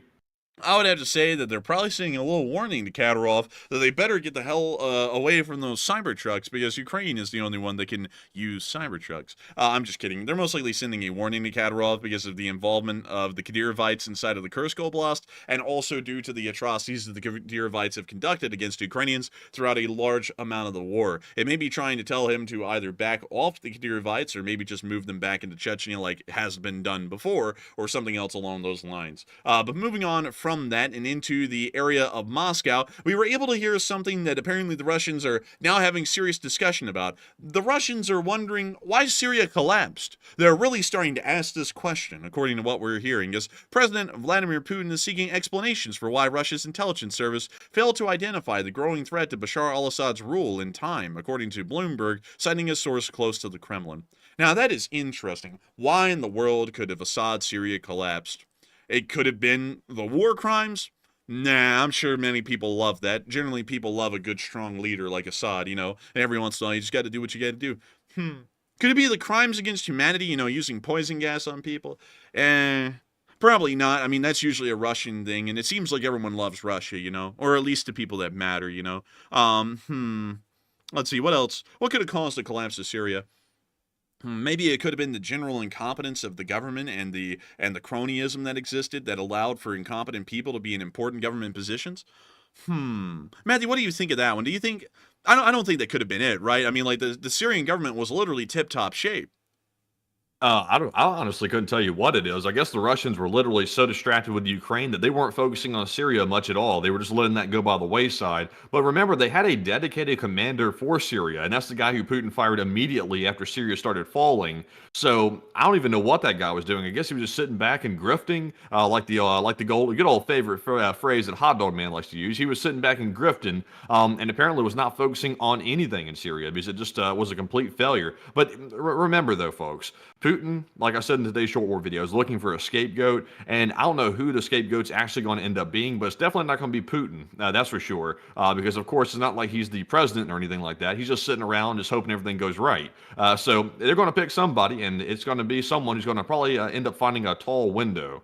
You know, Matthew, I think I got down to it. I think I know the answer. Could it be that Assad's cars weren't nice enough? Yeah, 3 Raris weren't enough. Man, he's got to have a Glock in his Rari, man. Like, he's got to, like, that's the problem. He didn't have that, and that's why Syria fell. He needed a damn Bugatti. Did he have one? No, he didn't have a Bugatti. He had some Ferraris. He had a Rolls Royce. I think he had a McLaren. He had a Mercedes. I think he had a G-Wagon and several Toyotas, of course, because that's a necessity. But no, he did not get the Bugatti. See, that's the problem, all right? Andrew Tate, Psalm 396, claims that to be a proper dictator, you must have a blue Bugatti. He didn't have a blue Bugatti. Syria collapsed. Russia got down to the bottom of it. We, in fact, got down to the bottom of it for the Russians. His cars weren't bad enough, so that's why he failed. And also, he didn't have that grind set. He should have gone to Hustlers University, and he surely would have gotten the answers that he needed, because I just don't think Assad was on that grind set, man. I don't think he was mewing enough. I don't think that he just had it in him, man. He just didn't have that grinding mindset. You know what I mean?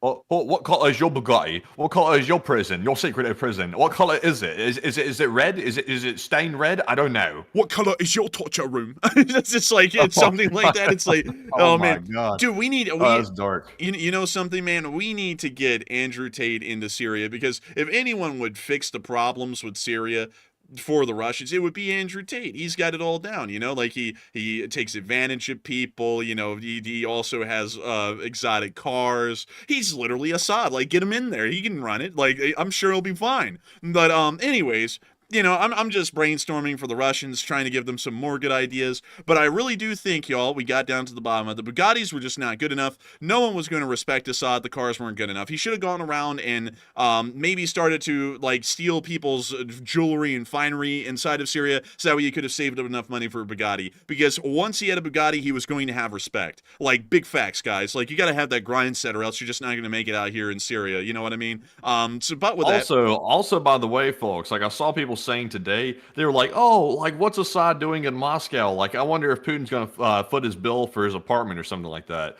The Assad family, to my knowledge, owns a ton of real estate in Moscow. I think they own like $50 million worth of real estate in Moscow. So he has places to go. Like, it's not like he's going to be homeless or something like that. And he's also not going to be holed up in just some random apartment either. Like, he's probably going to some real estate that his family probably owns. And I heard he's opening up his eye clinic once again. He's actually an eye doctor before he became the dictator. And he's going back to being an eye doctor in Moscow and Russia. So I don't know who the hell's signing up to go to his practice. But if he has business, I guess it'll be supporters of that regime. Man, if I ever go there and I'm about to get eye surgery from Assad, which I never would, but let's say hypothetically I would have to ask him, so how good are you at working on eyes, considering you couldn't see that Syria was collapsing under you? Yeah, apparently you're not good at that whole thing, you know? And then he'd probably burn out my eyes with a laser. But anyways, moving on from that and on into the Kursk news, we were able to see today that there were also explosions that occurred in Kursk today as well, as I, for some reason, put this weird Irish accent on today. But here you go.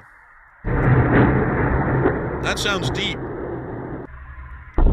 Oh, bass-like. And there goes the car alarm. Nice. Very nice to hear. But still, we don't know what was hit yet. We don't know the damage assessment, but hopefully we will be getting one by tomorrow. But moving on from that and down towards Bolshoi Soldatskoye, we also got to see the 36th Marine Brigade hitting Russians in this area. And we're going to be muting the boo-ba-joo, or whatever the hell that was. And we can see them now hitting the Russian vehicles on the road. Oh, and they got a BMD. That was actually a nice catch. BMDs are a little rare these days.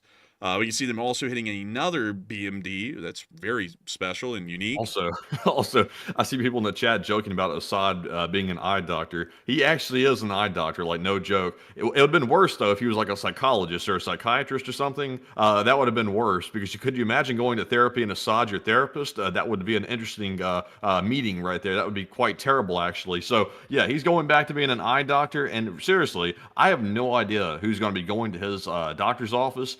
Maybe he has fans in Russia that will be more than happy to go see him, but that would probably be something. And also, he's been out of practice for like 25 years, so surely he doesn't remember even what he's really doing in that whole thing. But yeah, going from dictator to having a really bad prison that rivals Auschwitz to then going to being an eye doctor, that's a hell of a change. Dude, he's going to get freaking flashbacks and panic attacks when someone comes in with an eye cyst. Oh. Man, he's gonna be freaking out, man. He's gonna be on the floor crying and screaming and crap. They're gonna be like, "What's wrong with him?" And then, "Oh, it's nothing." Dude, also, by the way, I've heard that apparently that story isn't exactly true. There's no indications that people have been able to find with proof that he's opening up an eye doctor's shop inside of Moscow. So that was like a good story that went around for a while, from what I know. I might be wrong on that, but I heard a lot of people debunking that about around this morning. So I was like, oh, okay, I guess that isn't happening. But Are you sure about that? Assad opening eye doctor clinic. I saw that someone fact checked it on Twitter and said that there was no actual proof that he was. It was just like a story that was put out. So it looks like, let's see here. It looks like there are preliminary reports that he is setting up an eye clinic in Russia. And it looks like it was reported. I won't say that one because it's kind of political, but it was reported, so it could have some truth to it. But I see that the Onion is the top. It's the top link here on the search. It says Assad returns to ophthalmology at Moscow Lens Crafters. Of course, that's a joke. That's by the Onion. But I don't think he's going to Lens Crafters. Would you like some good glasses? Would you like to see the future? It's not a good future for me, at least. But moving on from that and into the location unknowns, we were able to see T-64 in recent training in the Ukrainian Armed Forces. These pictures are always nice to see them in training because you get a good look at the Ukrainian equipment, and T-64s are always a crowd pleaser. They just look quintessential Ukrainian at this point, and they were generally Ukrainian in even Soviet military history. We also got to see this interesting modified OSA. The OSA is a anti-air vehicle, and usually they carry some kind of a surface-to-air missile inside of individual cells, and they carry about 4 missiles a pop. Today we saw a picture of a Ukrainian OSA that has been modified to fire an R-73 Archer, which is an air-to-air missile usually mounted on Su-27s. But this OSA has been specially outfitted to hold 2 of them at a time and be able to fire them. I've never seen this before, and I wonder if it works well. I'm assuming it probably would, because the R-73 Archer is not a bad missile in reality. It's actually pretty decent for what it is. And we also got to see another picture of it right here. Insane stuff, but pretty innovational, to be entirely honest. Moving on from that and into our next bit of location unknown news, we were also able to get the Russian casualty report as well. Oh! My goodness, 4 more Bobcats. Oh my God, are you seeing this? Don, it's amazing, Don. 4 Bobcats, Don. Oh, and so great, Don. Tell us more. The losses of the Russian infantry were incredibly high today, once again threatening the Russian army with becoming an endangered species. According to Miss Disa, the keeper of the records, 1,400 troops is slightly lower than the 7-day average, and week total loss now below 10,000 troops a week. Tanks and artillery tracking at very low levels recently, big drop in UAV losses as well, and vehicles are almost half of prior weeks.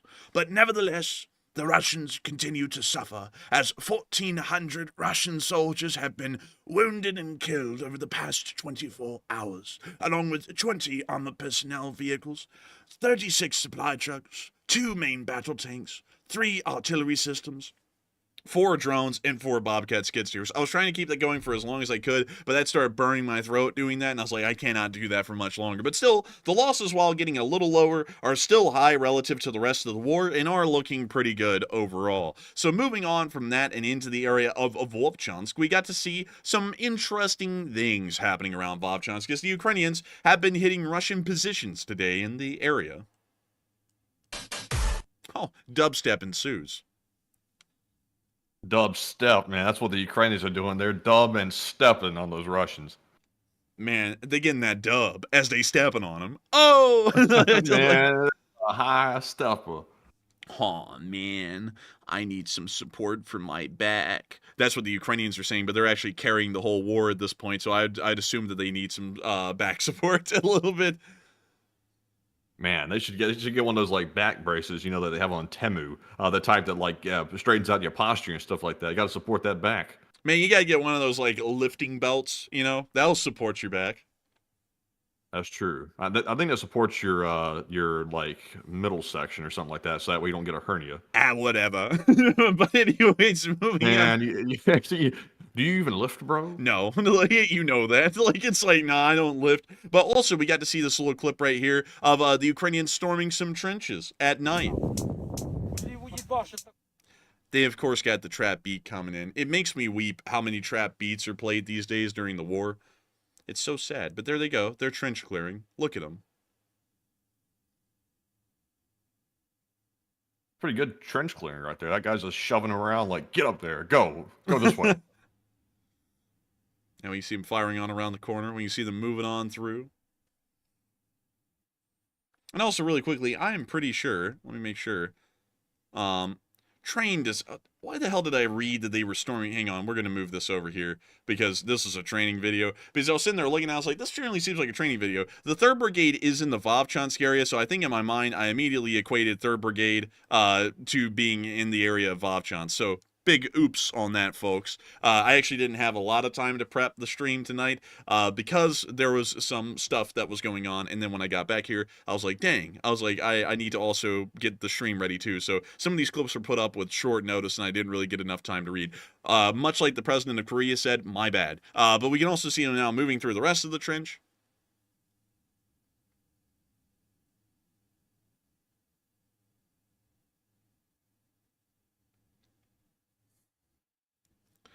And we can see them still moving in. You know, since the Ukrainians train so much down here in the trenches, can they like officially say that they're from the trenches? Man, I would say maybe. I guess that for the Ukrainians is like being from the streets is from the trenches. Probably so. Like maybe so. Maybe. We can now see them standing around for a post-operation briefing, which is fun. But moving on from that and out of that clip, we're now moving on up into the Kupiansk area, where we got to see the Russians getting hit pretty hard up here by the 92nd Brigade. The drones, of course, carrying most of the work. Oh, and that supply truck was destroyed, and it was beautiful. And we got to see another one getting hit as well. Ooh! And what's this right here? They're hitting an MTLB with a cope cage.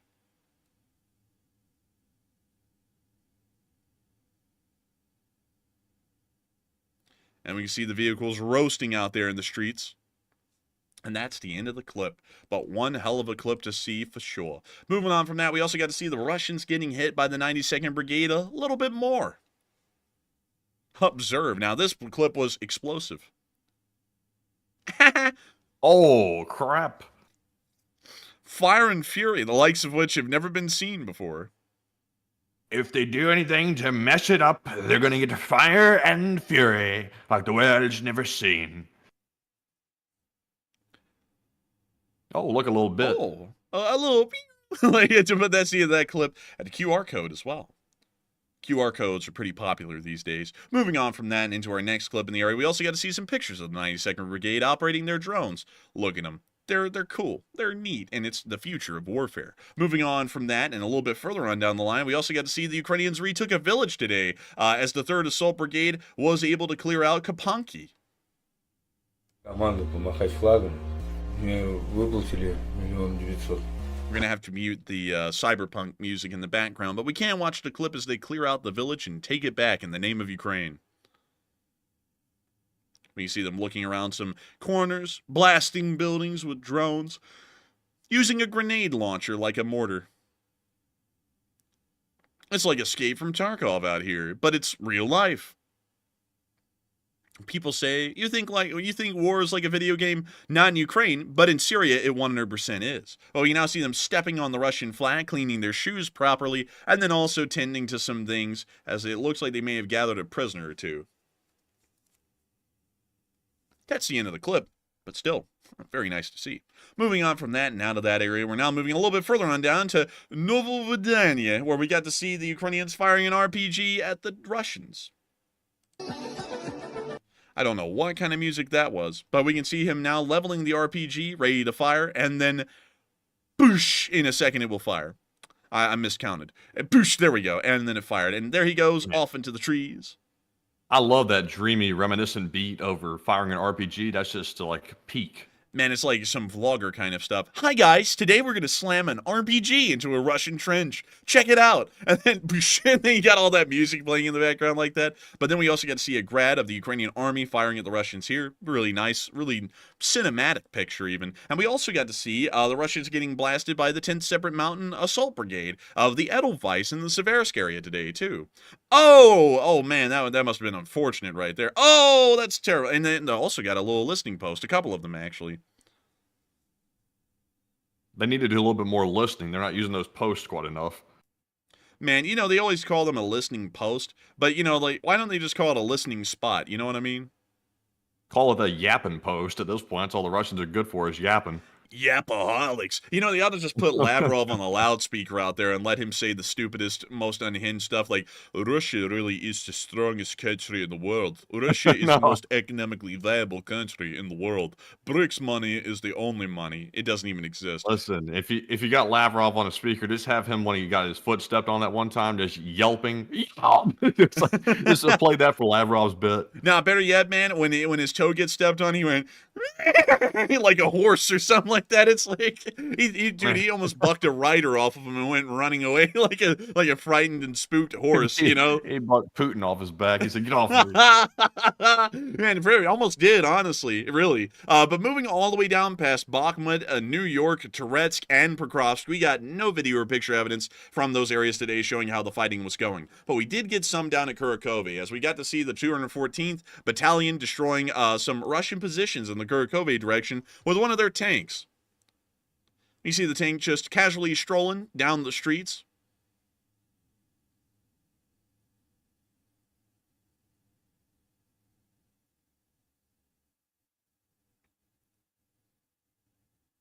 And now they're blasting the Russians point blank. I always got to appreciate how the Ukrainians will drive the tank up point blank onto a position and then just start blasting it, because they never really give the Russians a chance to maybe endure a nice miss by the Ukrainians. They always get right up on them so that way they'll never miss. Also, Doug House did. That's really cool to hear. I've always wanted to see an AH-56 Cheyenne in real life because I always heard such incredible things about its performance and how it was largely screwed over by the politics in between the Army and the Air Force. If y'all don't know, there's actually a thing called the Treaty of Key West in between the Army and Air Force, which largely dictates who can get what and what the vehicles are capable of. That's why the Air Force doesn't really operate a lot of helicopters. They have a very small number because that's usually relegated to the Army due to the Treaty of Key West. And also the Army operates practically little to no fixed-wing aircraft because that's a violation of Key West, and the Air Force pretty much operates pretty much all fixed-wing aircraft that are not in the Navy or the Marine Corps. But moving on from that and out of that area, we're now moving on into our next little bit of news further on down near Kherson, where we got to see that a Russian supercam was trying to hide in the fog, but it just simply didn't stand a chance. Russians are shocked. See how the Ukrainians destroyed this $10,000 drone with one simple trick. Skibbity toilet, skibbity riz. I mean, like, absolutely. Ukraine does not have the law that you cannot shoot down drone when it fly over territory. They said, hit it now, hit it hard, and do it quick. When I saw the supercam drone flying over the Dnipro reservoir, I told the commander of the Ukrainian Armed Forces, Alexander Syrsky, and no unfamiliar means do not miss the chance to grease a bitch, and then we blew it up and shot it down. But anyways, moving on. Law about law protecting drone nonsense. Blast it. He said, While they're trying to figure out what drone is whose in New Jersey, I said, any drone that is not our drone gets shot down immediately. Amen and hallelujah. but moving on from that and on up into Kyiv, it is now time for the speech from President Volodymyr Zelensky, speaking of which, here on this very day, and it appears... Yeah, we got a speech long enough for me to get a drink of water. Let's go. And without further ado, here's the speech from President Volodymyr Zelensky. Enjoy, folks, enjoy. Speech! Bitch. Здоров'я, шановні українці, українки. Говорив щойно з прем'єр-міністром Іспанії про нашу спільну роботу усіх в Європі заради єдності, яка може наблизити мир. Я вдячний Іспанії за підтримку і особливо за підтримку в посиленні нашої ППО. Продовжимо роботу і цього тижня, і наступного, щоб спільні європейські позиції стали більш міцними і допомогли усім нам повернути Україні, усій Європі безпеку.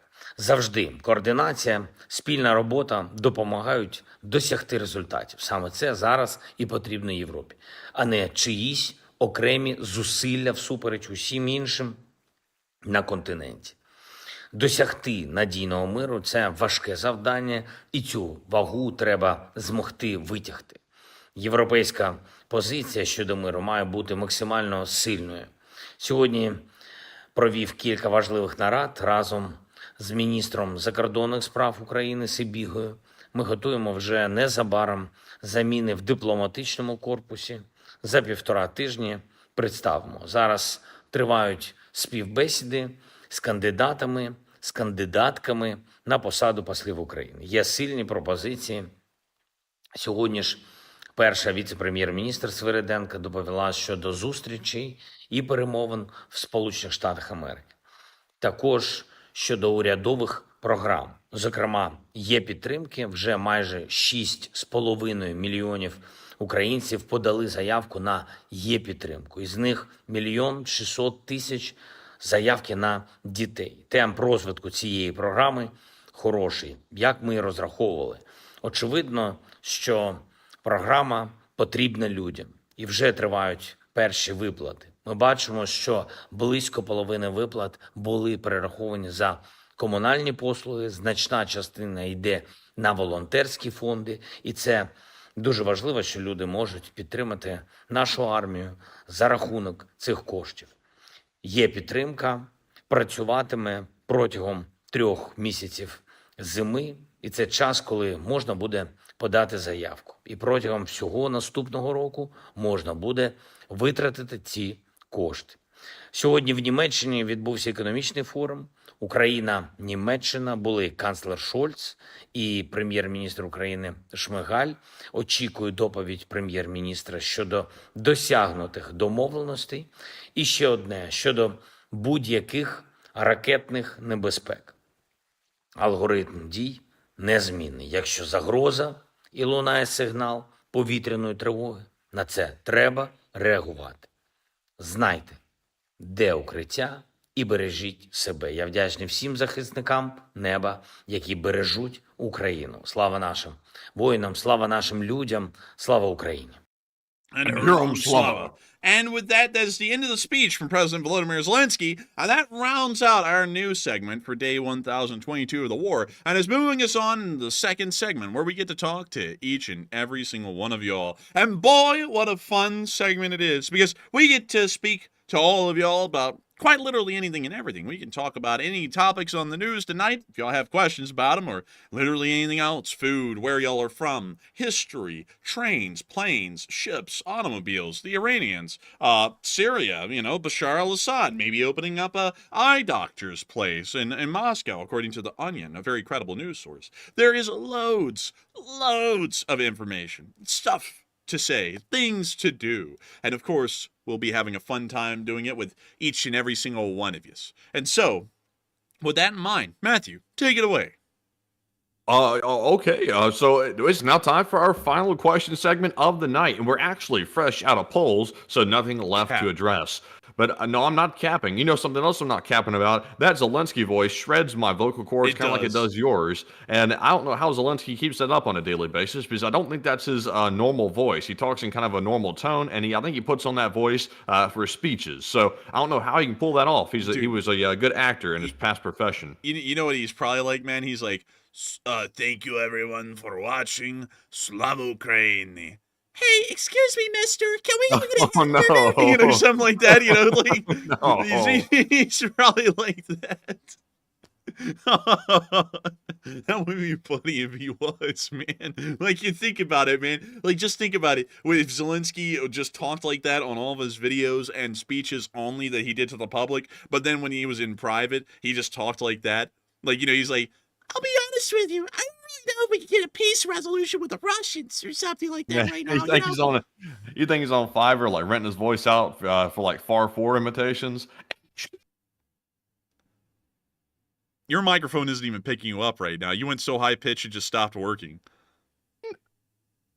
Inshallah, inshallah. I'm not kidding, dude. It's only picking up the ins and inshallah. Like, I'm not kidding, dude. You went that high Inshallah. pitch.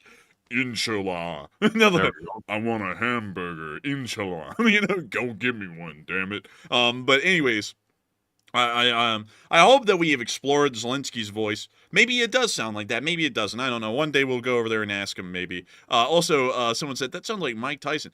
How in the world did that sound like Mike Tyson? Like, no, how in the world did? Wait, you think Mike Tyson sounds like a pipsqueak? Like, you think? No, Mike Tyson doesn't sound like no pipsqueak. He just has a lisp. But he'll sit there, he'll beat your ass with that lisp. He'll sit there and just knock you around a little bit or something like that. But anyways, Matthew, we got questions to answer. What do we got? What do we got?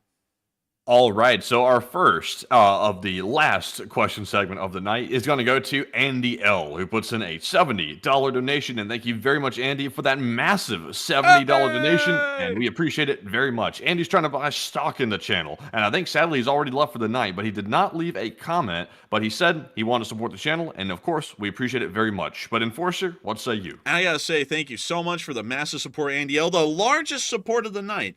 And I gotta thank you so much for helping this channel to keep on running, Andy L. You didn't throw in a comment, but you've been around for a while, and we greatly appreciate you supporting the channel and helping this thing to keep on running. Because if it wasn't for folks like you, we wouldn't be able to make this thing possible. We wouldn't be able to keep it running. We've been running this thing for 1,022 days, and we're still running it strong as ever through this December month. And December is always an interesting month of the year. It's the time of Christmas, and we have to somehow make the Christmas address happen this year, and I really don't know how we're going to do that because a lot has changed actually behind the scenes. But we are still going to try and find a way, hell nor high water. We might even be filming it in New Jersey. I don't know. We'll find out. But beyond that, I hope that does address that the best I can. And also, let's see. Someone said, how much are Enforcer shares trading for? Oh, well, you know, we've got that Enforcer crypto. It's just a rug pull. Like it's No, we don't have any crypto. No, yeah, no. yeah, we don't have any crypto. I'm just kidding around about that. I would never do crypto because I'll be honest with y'all. Every time I see like those crypto things that like other people do, other influencers do, I always assume that they're a scam. And I think that a lot of people found that out with the whole Haktua coin thing. That you know. There's no good way that those coins go. It's just straight up rug pulling people. Man, you know, I love the financial terms, man. Rug pull, bull run. Just sounds like people are getting screwed. Like it just literally just sounds like, I don't know what it is, but the terms that they use in the financial world for stuff like that, it literally just sounds like people are getting screwed over. Like rug I got a pull. new one for you. You want to learn a new financial term? Which one? ROI. Do you know what that stands for? Return on investment. That's right. And you know what the return on investment on the Hawk coin was? 0. Oh, negative something. I don't know for certain. I'm not a math expert, but I'm sure it's probably negative something for quite a few people actually. Oh man, I'm telling you, I get no respect around here. Oh man, my parents always told me I wouldn't amount to nothing. Oh man, and they all stole my money in the hog tour coin. Oh man, I'm telling you. Oh man, I get no respect around here. Oh man, and my parents, oh, they were real stupid too. Oh man, when my great uncle was in the Civil War, he fought for the West. Oh man, I'm telling you. Oh man, it was real bad, real bad. Oh man. But anyways, oh man. Let's see. Also, let's see here. I'm trying to see if anyone else has anything interesting to say at the moment about the whole Hawk Tuah thing, because I don't follow it much, but I've heard that it's been a big thing. And let's see here. Crypto rug pull. Someone did the I'm telling you no respect. That's why I had to do it. But let's see. Crypto bad ammo. I mean, some of it's bad, some of it isn't. I would be honest though, like any crypto that isn't Bitcoin, I just wouldn't get in. Like, and even with Bitcoin, I wouldn't get in Bitcoin either. Bitcoin's the one you know is kind of safe, as far as not getting rug pulled at least. But beyond that, it's volatile enough that it's generally pretty scary to look at. You know, like when you look at Bitcoin over time, it's not like a stock where it could drop, but generally over time, it's slowly growing. It's more so like it just will implode and then explode at unpredictable intervals and times. But you know, there was that one stock though that was kind of like that, and then everyone got pissed off because they did it and they got away with it. And let me see if I can show you all this. The GameStop stock. Oh, the GameStop, GameStock, as they called it some days. There was a lot of people on this one right here. Like, I think this is the first time I told you about the bull run and what that was. Yeah. That was on the GameStop. So, yeah, there was a big bull run. People went crazy with it. Everybody thought, oh, GameStop to the moon. That's what they said. And some people went to the moon, the ones that were probably orchestrating it. And then some people went to hell and back because they got crushed in the bull run. Man, I'm telling you what, just like it was crazy. Stock went from being like 70 cents or something all the way up to what did it get to at its highest? Let's see here. It was around $80. I think it was just about exactly $80, I think. And I can't get that exact day because it happened so quick and then it imploded so fast that you can't even really get the number. But that was a wild thing. You know what's fascinating about it, though, is GameStop was actually hurting financially before that whole GameStonk thing started happening with the Wall Street bets people. And then all of a sudden, once that happened, there was so much of a cash injection into GameStop that it actually saved them. Yeah, it was wild, honestly. It was crazy. Let's see. Can we get the final number right here? Yeah, the highest that the stock ever reached was $81.25. I mean, that is a crazy thing to go from 70 cents to $80 and $81.25. That was one hell of an explosion right there. And even still, with it going up 27 bucks overall from its lowest back in 2020, it's still up 2,000% over the past 5 years, which is insane that even at this point, it looks like it's still up 2,000%. Yeah, they're up a little bit. Honestly, like I don't know anybody that goes to GameStop anymore. Like I really don't know anybody. So it's like at this point, I'm not sure if GameStop's solely surviving based on their stock being a bit of a game at this point, or if it's because their retail joints are actually still doing good. I'm not really sure. Dude, the retail joints sure as hell aren't doing good. Like GameStop is like well, let's see. How is the best way to describe this? It is like the sham of America at this point. It only exists because of the meme on Wall Street bets with buying the stocks. Yeah, maybe so. I'm glad it's hanging around. I'm not I've never really gone to GameStop maybe once or twice in my life, but it's good to see that not all the stores are dying that people used to like. So I'm glad it's still around. Yeah, that's true. Also, wait a minute. Let's see. What is Tesla stock doing right now? Oh, look at that. Ah, it's blowing up. That's weird. Well, hey, wait a minute. That's weird. Look at this, Matthew. It was $248, like right at the beginning of November, and now it's all the way up to $424 now. That's interesting. You know why, don't you? Why? Oh, I can't say it gets into politics, but there's a clear reason why. Matthew, I'd say it ain't so, man, because it's crazy like that. It only blew up around November 5th and then exploded beyond that. You know, I think that it's just a miracle, really. I think that's just an absolute miracle of magic. And what is NVIDIA doing right here? Some call it a political miracle. Dude, NVIDIA was a good stock to get into. Jeez, man, like, damn. Man, I'm telling you what, man. I don't know about NVIDIA. I don't know about them, man. Also, we're lagging like hell. Like, there's like, let me restart my Discord call real quick because we're lagging bad. I'm gonna restart mine, me personally.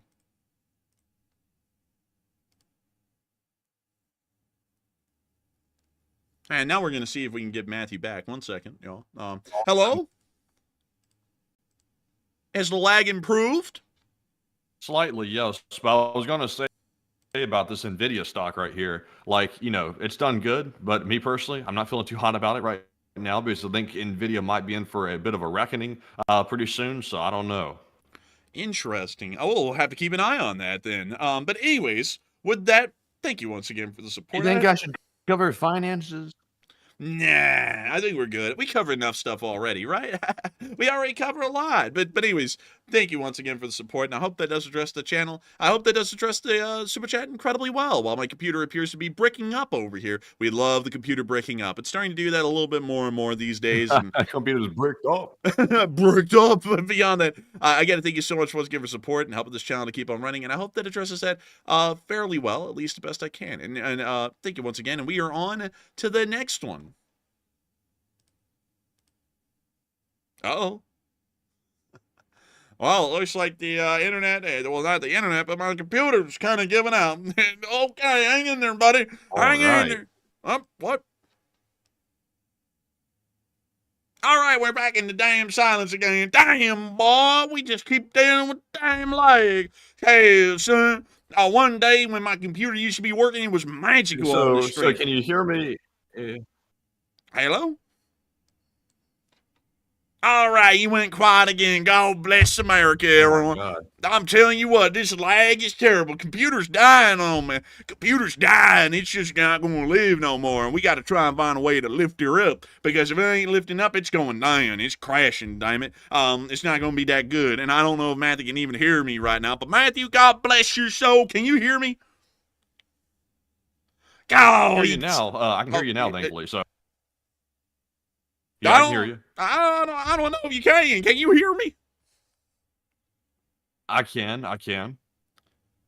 Okay, I think we're finally good. Praise the Lord and everything, you know. But with that, I think it's time for us to move on to the next one, Matty. What we got? All right, so this one goes to Glock Who's There once again, who this time puts in a $20 donation, and thank you very much, Glock, for that support once again. He said, Enforcer, can you sing a Ukrainian, Russian, North Korean, South Korean, Belarusian, Tiasian 12 Days of Christmas montage song? Well, I be damned, but the hell you think I am, Mr. Worldwide? Damn. Yeah, you all be asking me if I can sing a song at all, and the answer to that's no. I can't sing no song. Glock, who's there? Who the hell do you think I am, Frank Sinatra? Or damn, who's the damn country legend? Hell, let me think.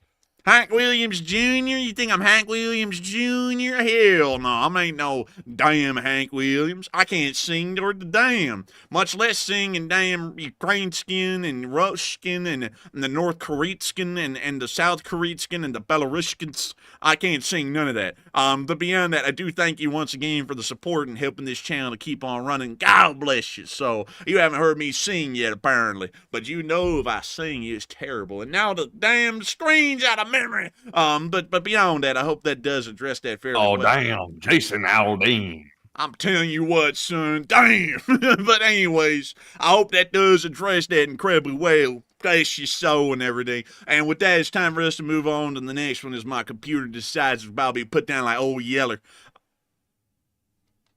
Or it could be Trace Adkins, who talks like this and says if you just donate $10 a day, you can change a life today.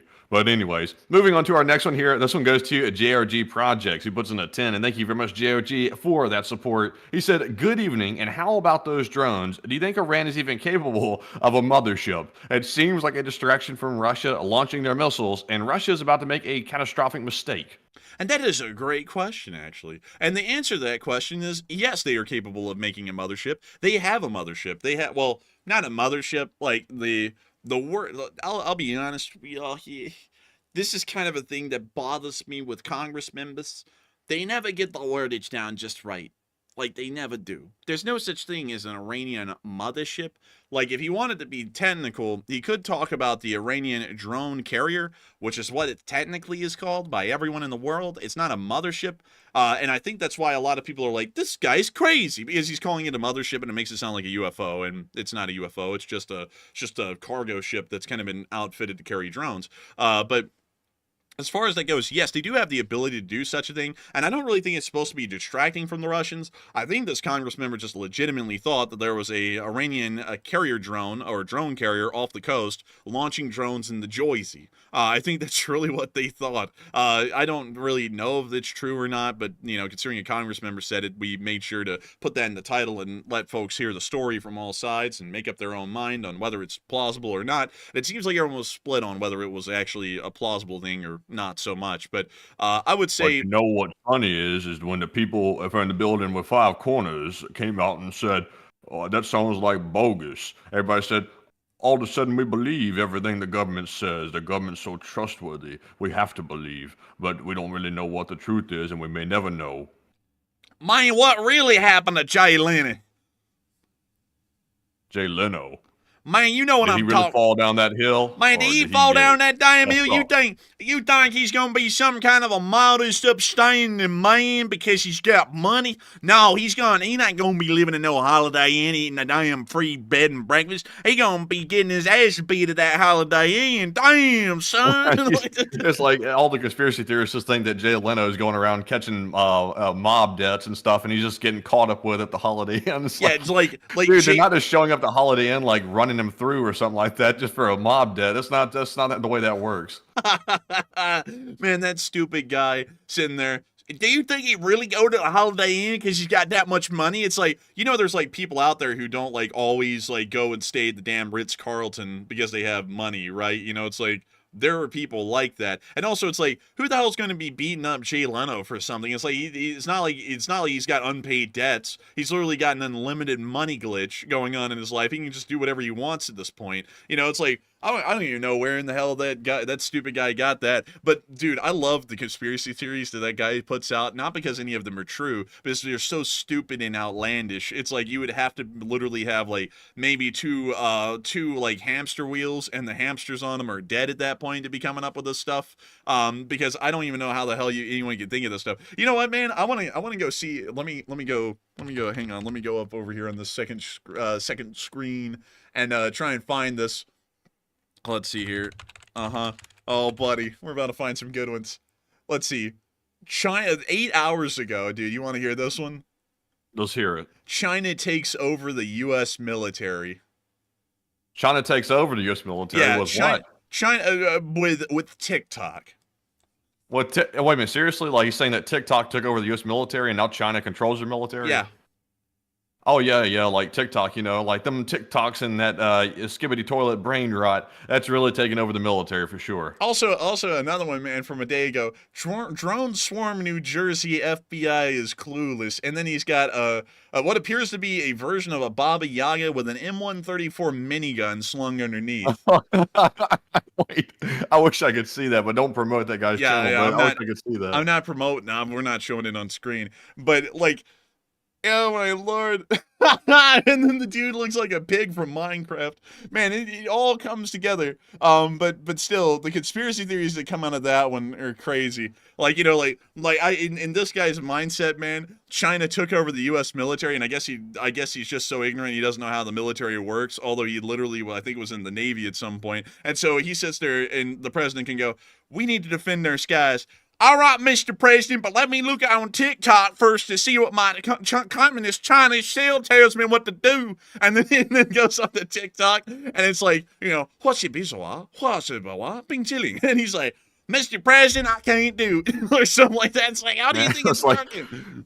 It's like if we ever get into a war with China, it's like, let's see TikTok like dodge these missiles, though. It's like, how good's TikTok with air defense? Man, oh my lord, man, goodness gracious. Those channels like that, man, crack me up because I don't think they even understand how the hell the nation works. And the folks who run channels like that are usually so ignorant. They don't know their head from a hole in the ground, and they don't even know what's going on. But then they're so ignorant they kid themselves into thinking that they do know everything that's going on. And then they come up with the most brain dead takes possible, and they get like 6,000 views for it, which is the funniest part. But anyways. moving on from that, I hope y'all got a good laugh out of that one because y'all would not believe it. All of those headlines that I just read off to y'all are based on real life stories. Like, the no joke, those are actually headlines on YouTube right now from some specific channel. And I was like, ugh. We ran into that channel one day. Matthew didn't know who they were. And he went into their live chat, and as soon as we talked in there, he said, "Oh, hell, y'all are the enforcers with those damn voices." And then he became a voice himself. It's like, you shouldn't have said "Oh that. my God, look, Ma, I made it. This crazy guy from the backwoods Alabama knows who I am. Man. Oh my God, I've made it. I've made it to Forbes." And then as soon as you said that, it's like, you don't know you activated her trap card. Now you're going to become one of those voices. It's like, it's how it happens now. You can't change it. It's like, if you had said nothing, it wouldn't have happened. You said something, now you're one of the voices. It's like, You know what's funny though? Like, we're known by that backwoods guy from Alabama, and it just happens to be that I'm a guy from backwoods Alabama too. What do you know? What do you know? What are the odds? And also, we actually read, unlike him. Oh, like, it's like, oh, crazy. It's like, we actually learn how things work. We don't just say stupid shit like the president's in charge of everything or something like that. You know, like real sensible things. It's crazy. And also, we don't have that. Well, I actually do have that accent in a way. It's just that I have buried it underneath this perfectly curated radio voice that no one ever hears it. And Matthew has a little bit more of a southern twang, but not really. But anyways, I hope y'all got a good laugh out of that. It was a fun segment to do. But beyond that, thank you so much once again for support and helping the channel to keep on running. I hope we were able to address that fairly well. Hopefully, I'm hoping, about the whole mothership thing. But still, I don't think the it's a distraction for the Russians. I think it's quite legitimately just gripping the nation so much to try and find answers that those congressmen tried to find an answer, JRG, at least in my opinion. And while it may be right or wrong, it's about as good a shot in the dark as any at this point. But still, thank you so much once again, and we are on to the next one.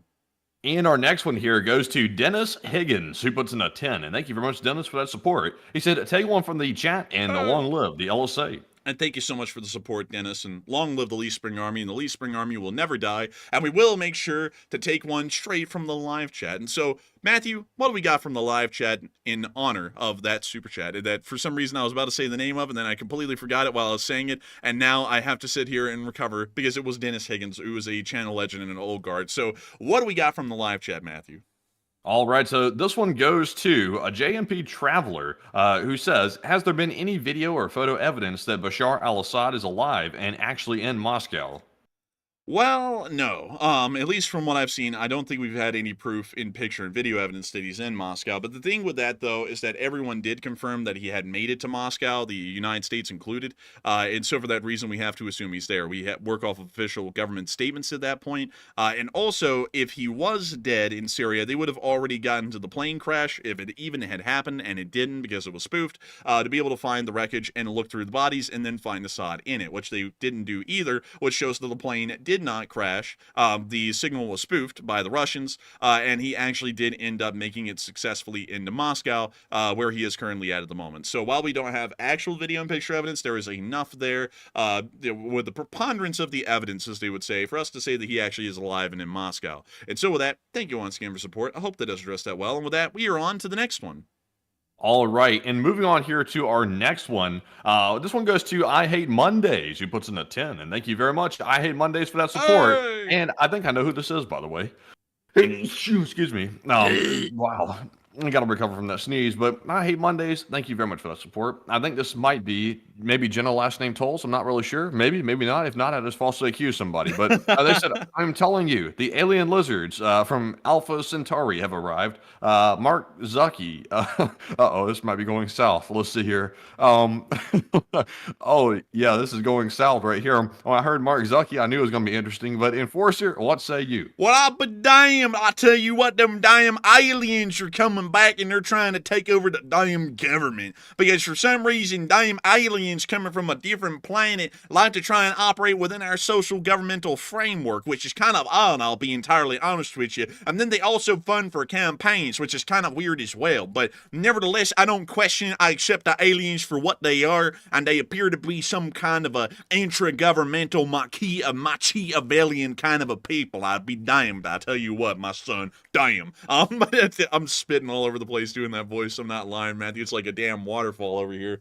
I just keep watching spit flying out onto my keyboard. I'm like, geez. I'm like, doing that voice, man, that is a waterworks right there. But nevertheless, I will say, I thank you for the support. Really interesting take right there. I'm not going to lie. But also, Alpha Centauri, I think, is one of the closest stars to us at the moment, if I remember correctly. And let me go pull that up. Alpha Centauri.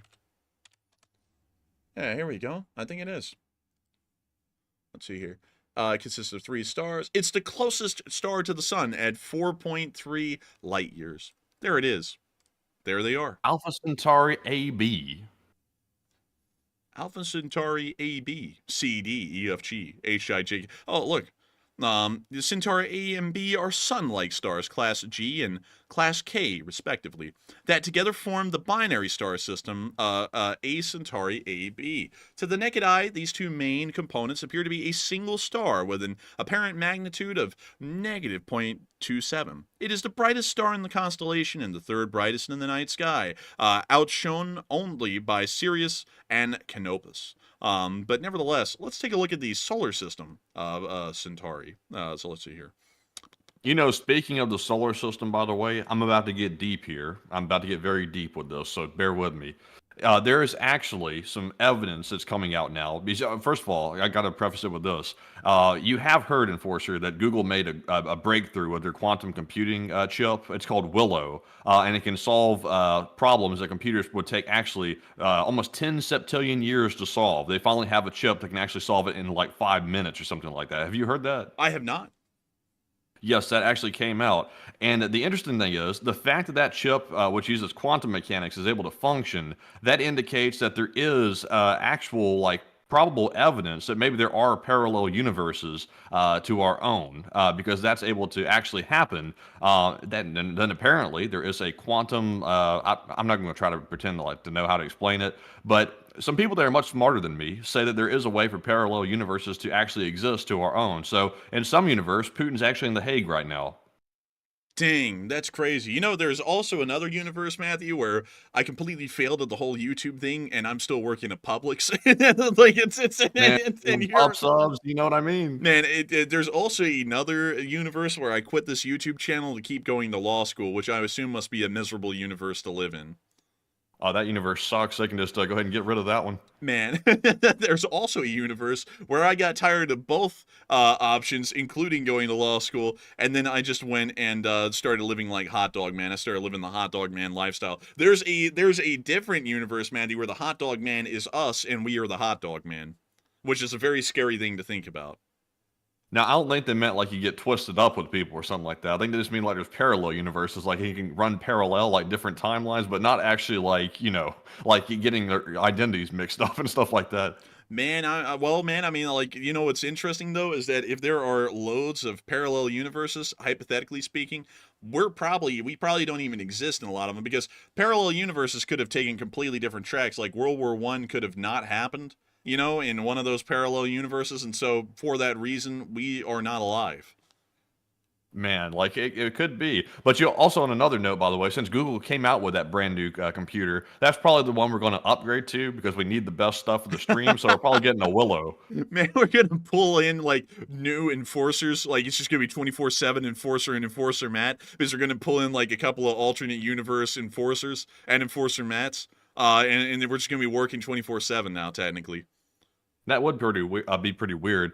I can only imagine right now if there's, for example, like 1,000 different parallel universes, that there's 1,000 different versions of each one of us that are each doing something different at the exact same time and existing at some point. That kind of messes up like the entire understanding of everything to even believe that's actually possible. But, you know, honestly, like, do we need to know that? Like, I wonder if it's helpful to know that or not. And it doesn't really matter. It's like, does it really change how we're living right now? Not really. We still have to pay the bills and keep the lights on. So it's like, you know, what does it matter? I'm never going to meet the alternate universe enforcer. Like, but I feel like we're going to be talking like the North Koreans do occasionally in a while. We're going to be like, are we living in those days? It's like, I don't know. Man, dude, you know, honestly, I ought to take a moment right now to play a little bit of that song for y'all. It's not copyrighted because it's from North Korea. So let me go see if we can get, are we living like in those days? And let me see if I can check the copyright on that. Wouldn't it be funny if we got copyright striked by North Korea? I would find that weird. So let's see here. So it doesn't look like anyone got content ID'd for it. Let me go check the others. Hang on. Just want to make sure. Yeah, I'm not seeing it. Yeah, that's oh, wait a minute. No. Actually, you wouldn't believe it, Matthew. They've copyrighted the song. Just wait a minute, who copyrighted it? The Democratic People's Republic of Korea registered a copyright for Are We Living Like in Those Days with the U.S. Copyright Office, and we respected the copyright. How do they even have the legal authority to do that? They're not even recognized as like are they recognized at all? I'm assuming that they are, because look at this right here. There it is. Released in 1995, auto-generated by YouTube. I'm not kidding. They registered it under this account called Turkey Leg Boy? No. No. Okay, I was about to say. Let's see. Let me go off screen and pull this up and see if this is in the actual copyright office. So let me give it a second, y'all, and let's check it out. Okay. Hold up. Wait a minute. So Turkey Leg Boy copyrighted his version of it. So we're actually going to go back and go find another one because I was thinking there's no way that we're respecting a DPRK copyright here in this country. I was like, that just doesn't make sense. Man, how's Turkey Leg Boy going to go and copyright an anthem of another country? It's like, come on. Hey, there it was. That was the song.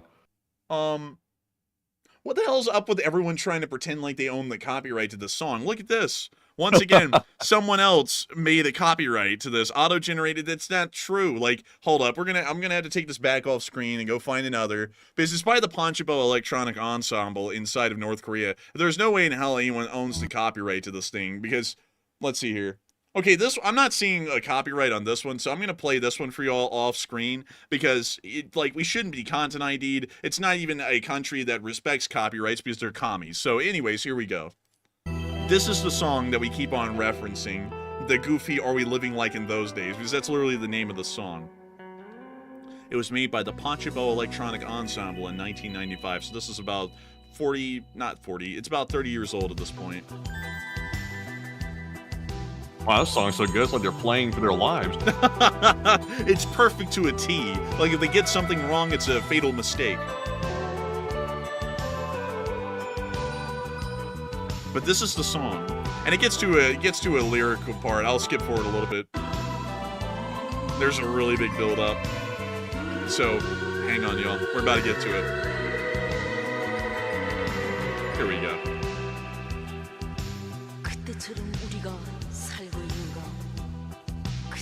Oh, it sounds sexy.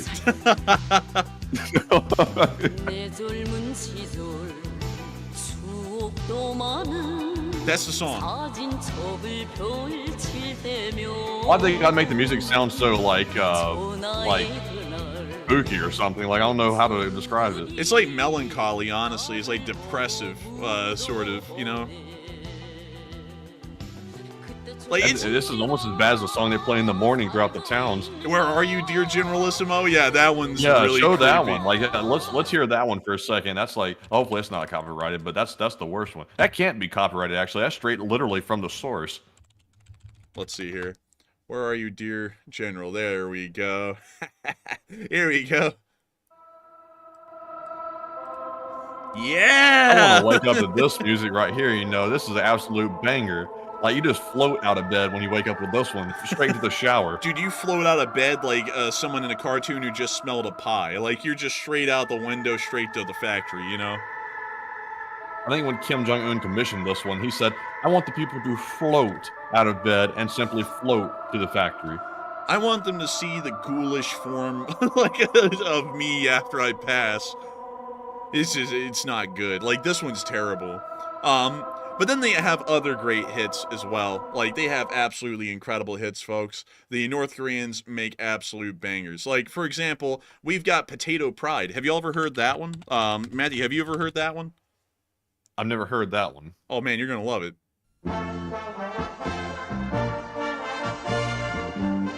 Nathan's hot dog type beat. Man, this one's real. Like, I appreciate it.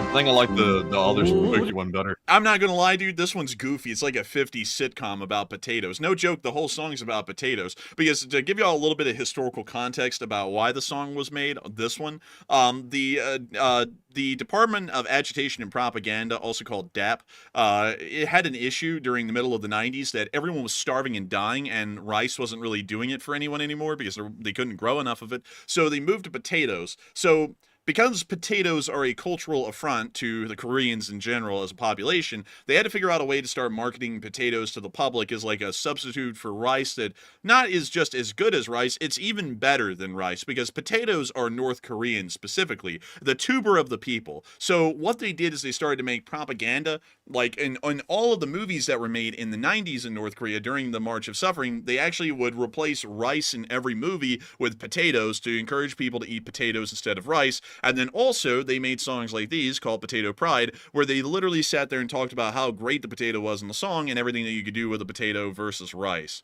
So pretty much it's a song made in the middle of a famine to sound like a 1950s sitcom to make people eat potatoes instead of rice. Crazy. But that's the actual story behind the song. But let's see here. They could have literally just told them just to eat the potato because they probably didn't have much else to eat, so they're going to eat whatever. They're like, how do we get these starving people who are eating each other to eat a potato? Maybe make a song. Like, it's like, no, just tell them to eat the potato, man. It's like they're dying already. Like, dude, they're sitting there in the studio and they're like, no, that's not a good take. Okay, let's do it again from the top. Meanwhile, people are outside going, please, something. It's like, just feed them. It's like, it's not that hard. Just give them a cookbook, like 1,000 ways to like cook potato or something like that, and you're set. Dude, to serve man. It's a cookbook. It's a cookbook. It's a dude. North Korea legitimately was. But that's kind of a little morbid, but true nonetheless. But let's see here. Let me see. Maybe one more North Korean song, just that way we can get the gamut going here. Let me find one of those military songs. Let's see here. We will safeguard the headquarters of revolution. Let me go get that one. Let's see here. And also in the meantime, let's see here. I see, Matthew. I see. Let's see. Oh yeah, this one here. This one's a great one. This one's like your typical 1950s kind of like a North Korean propaganda song. So it's really grand and overly proud sounding.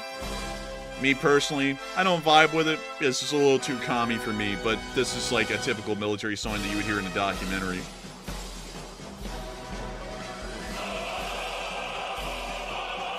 Probably the songs North Korea is the most famous for. But anyways, I hope y'all have enjoyed our foray into different kinds of North Korean music. Because crazily enough, while we don't know a lot about their culture or their people, they sure as hell like to put out their greatest hits out there on the world stage for no reason, honestly. I don't know why. But anyways, with that, we are on to the next one.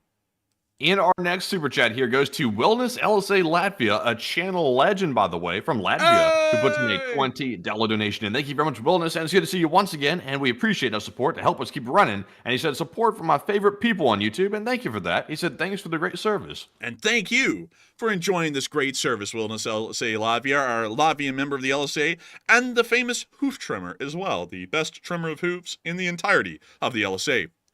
And I gotta thank you so much once again for the support and helping this channel to keep on running. And thank you for saying that we are your favorite people on the YouTube, because we try and be legit and real like we are. And some of the people who have actually gotten to know me a little bit behind the scenes can tell y'all I'm the same on air as I am off air. And so with that, thank you so much once again. I hope that does address it incredibly well. And with that, we are on to the next one.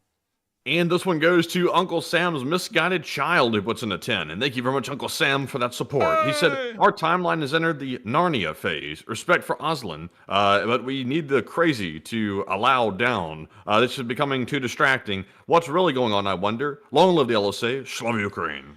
well, I'll tell you what's really going on with that damn shadow government or something like that. But still, thank you for the support and helping this channel to keep on running. And I guess that would be an interesting question. Maybe it has entered a Narnia phase, although I don't really know a lot about Narnia. I watched it as a kid, but then forgot all about it. Kind of like that one with the polar bear in it with the armor and everything. I forgot all about that movie too, although I remember the polar bear knocking another one's jaw off and it being really like graphic and stuff, and it was really gross and grotesque for a child to see.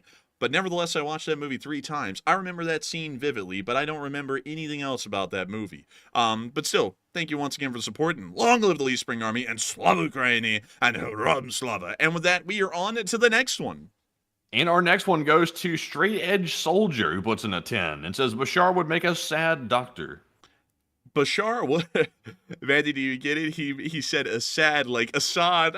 Yes. Man, that's a knee slapper right there. I slapped my knee. I don't know if it came out on the mic, but beyond that, I do thank you for the support. That was actually a pretty good pun right there, and I like the dad jokes. One thing that is sorry, he ain't no daddy of Syria. That's no more for sure, not him. But still, thank you for the support and helping this channel to keep on running. I hope that does address that well, and we are on to the next one. And our next one is going to go to Snowy, who puts in a 6. And thank you very much, Snowy, for that support. They said, how important is the Kerch Bridge still for the Russians? And has Ukraine got the plans to take it down this year? The Kerch Bridge is still pretty important considering that the ferry crossing has been completely wiped out at this point. It's actually highly important for them. Problem is that Budanov doing what Budanov does made such a giant hype thing, like it was a Mike Tyson Jake Paul fight about hitting the bridge, that the Russians panicked and they actually overprotected the bridge at this point. So it's really tough, if not impossible, to actually effectively attack the bridge, because they can't attack it with sea-based drones, they can't attack it with land-based drones. Obviously, they can't attack it with air-based drones, and they can't really attack it with missiles either, because the Russians have literally crowded so much shit around this bridge to protect it. It's practically impossible to get to it at this point with any high percentage of success. So that's generally why they're not attacking the bridge anymore. I would generally blame it on Budanov, because he kind of tipped them off so much for so long. There's really no way that the bridge can be destroyed at this point, because the Russians, quite truly, for the first time ever in the war, have actually over-defended something, maybe. But still, I hope that does address that the best I can, and I thank you once again for support and helping this channel to keep on running. And with that, we are on to the next one. All right, so our next one here is going to go to Plazoth, who puts in a $6 donation, and thank you very much, Plazoth, for that support once again, and supporting the channel consistently over the last couple of weeks, and we appreciate that. And no comment to address, sadly, but we appreciate that support. And up next, we have a $5 super chat from I Hate Mondays once again, who said, silicon-based lizard species are arriving from Alpha Centauri. Well, I guess they're on the mothership.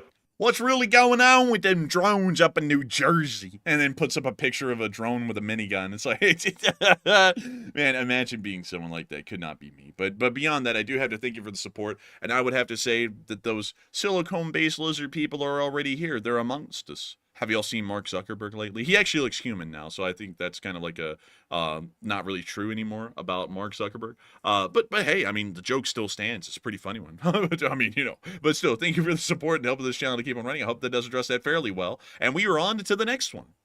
And this one goes to Irvman, who puts in a 5 and says, Iran is trying to figure out where that let's see here. I don't know what this one means. This one's scaring me a little bit. I don't know. Let's see. Do you see this one? It's from Irvman. Well, I thank you for the support, Irvman, and your 3rd super chat in the history of the channel ever, but that one's scary. It scares me, and it terrifies me to my core. I don't know what it means by smell. I'm scared, but I do thank you for the support and helping this channel to keep on running. And also, hey, look, it's this weird rock. Look, it's a rock in Iran. It's like huge. What is this thing called? I don't even know. It's a mine. It's a mine. That's a pretty big mine. That is. Look, there's a port. Dude, look, there's a port. And then there's Dodgy Dave. Oh my god, there's a town called Dodgy Dan. Dude, I want to address this to Dodgy Dan. You will not talk to a junior minister like that or whatever. But wait, is that a restaurant over there that I see on the road? Scroll in a little bit. Oh, where? Oh, that is a restaurant. It's a restaurant. No way. Whoa. Whoa. Look at that. They got like, This is actually not that bad looking. I was expecting something to look really bad. dude, they got this gold Volkswagen Beetle in here like it's a prize or something like that. I don't even know what this is. But let's see. They got a Singer sewing machine.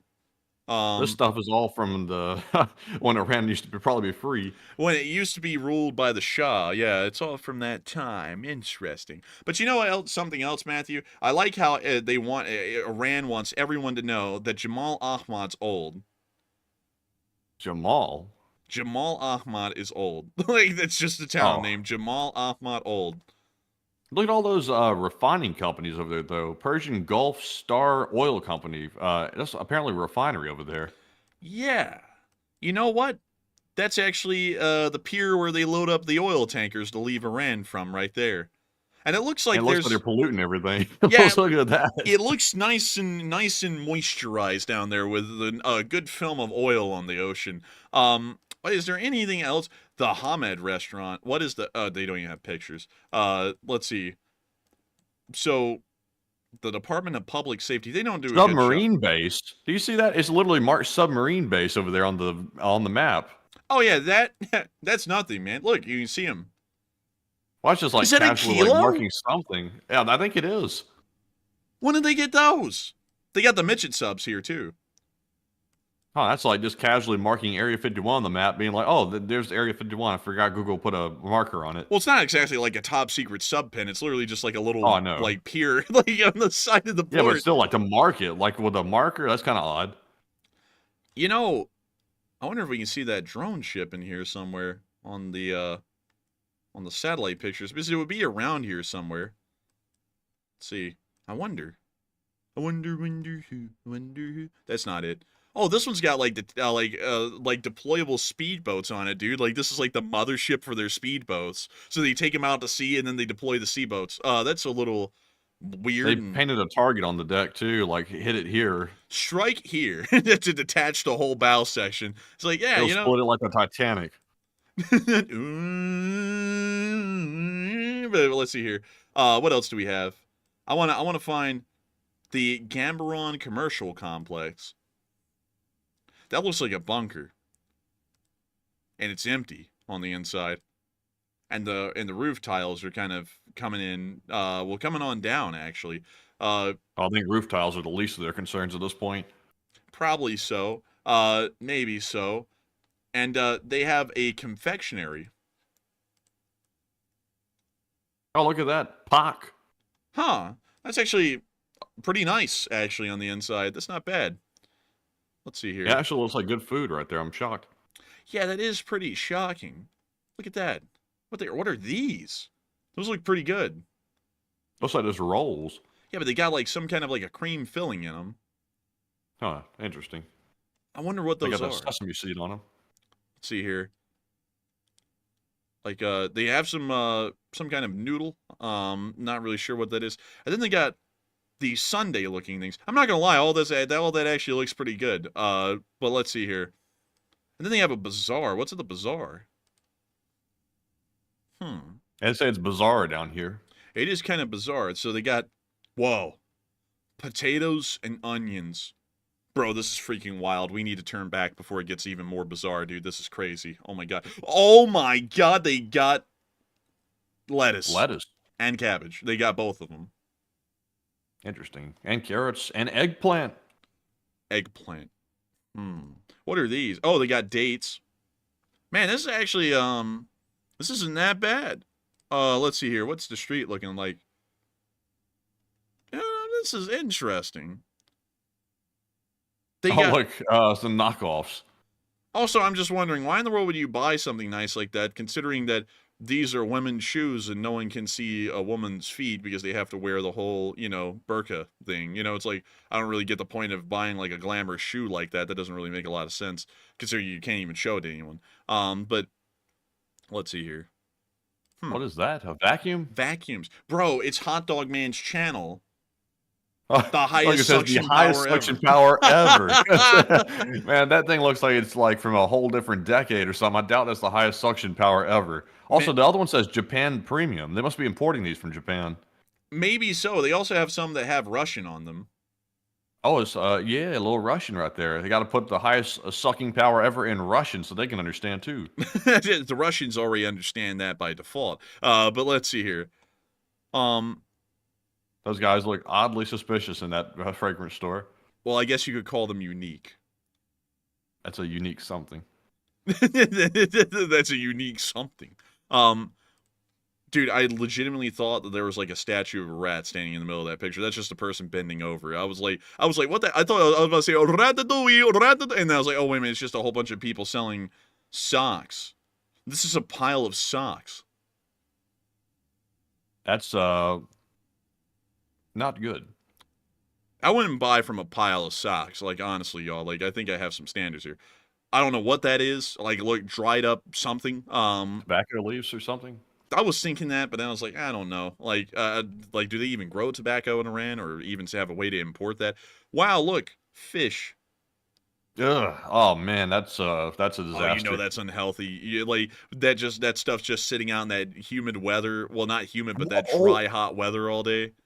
Do you see that symbol in the back corner? Look at that. Do you see that? Oh my lord! Oh my God. Like, oh my god! That's on the dude's cart back there. And this, I don't think this is where the symbol means good luck, is it? Like it's not. You know, there's the dual meaning to the symbol. I actually think this is getting into that region of the world, but that's still not like for Western audiences. That is not good memories right there, at all. But let's see here. What else? What else is there? What is there? Bamboo toothpicks. Huh? Well, I don't know, bamboo. Like I was saying, oh, hey, pause, yo. Yeah, you actually saw that back there. I was shocked myself. I was like, what the hell is that? Let's see here. They have a gold collagen Triac Javelin soap. Interesting. All right. That is interesting. They also have this fish with a giant clock in it. That's that Father Time fish. That Father Time fish. It's like then they got more soap. I'm assuming it looks like soap to me. Then they have cutter knives. They have to specifically say that. Specifically cutter knives, which I like how it gets to the point. It's like, what do you use this knife for? You use it to cut. It's a cutter knife. It's like, aren't all knives cutting knives? Like, you know, like that's what I always remembered them. Some aren't for cutting. Some are for poking.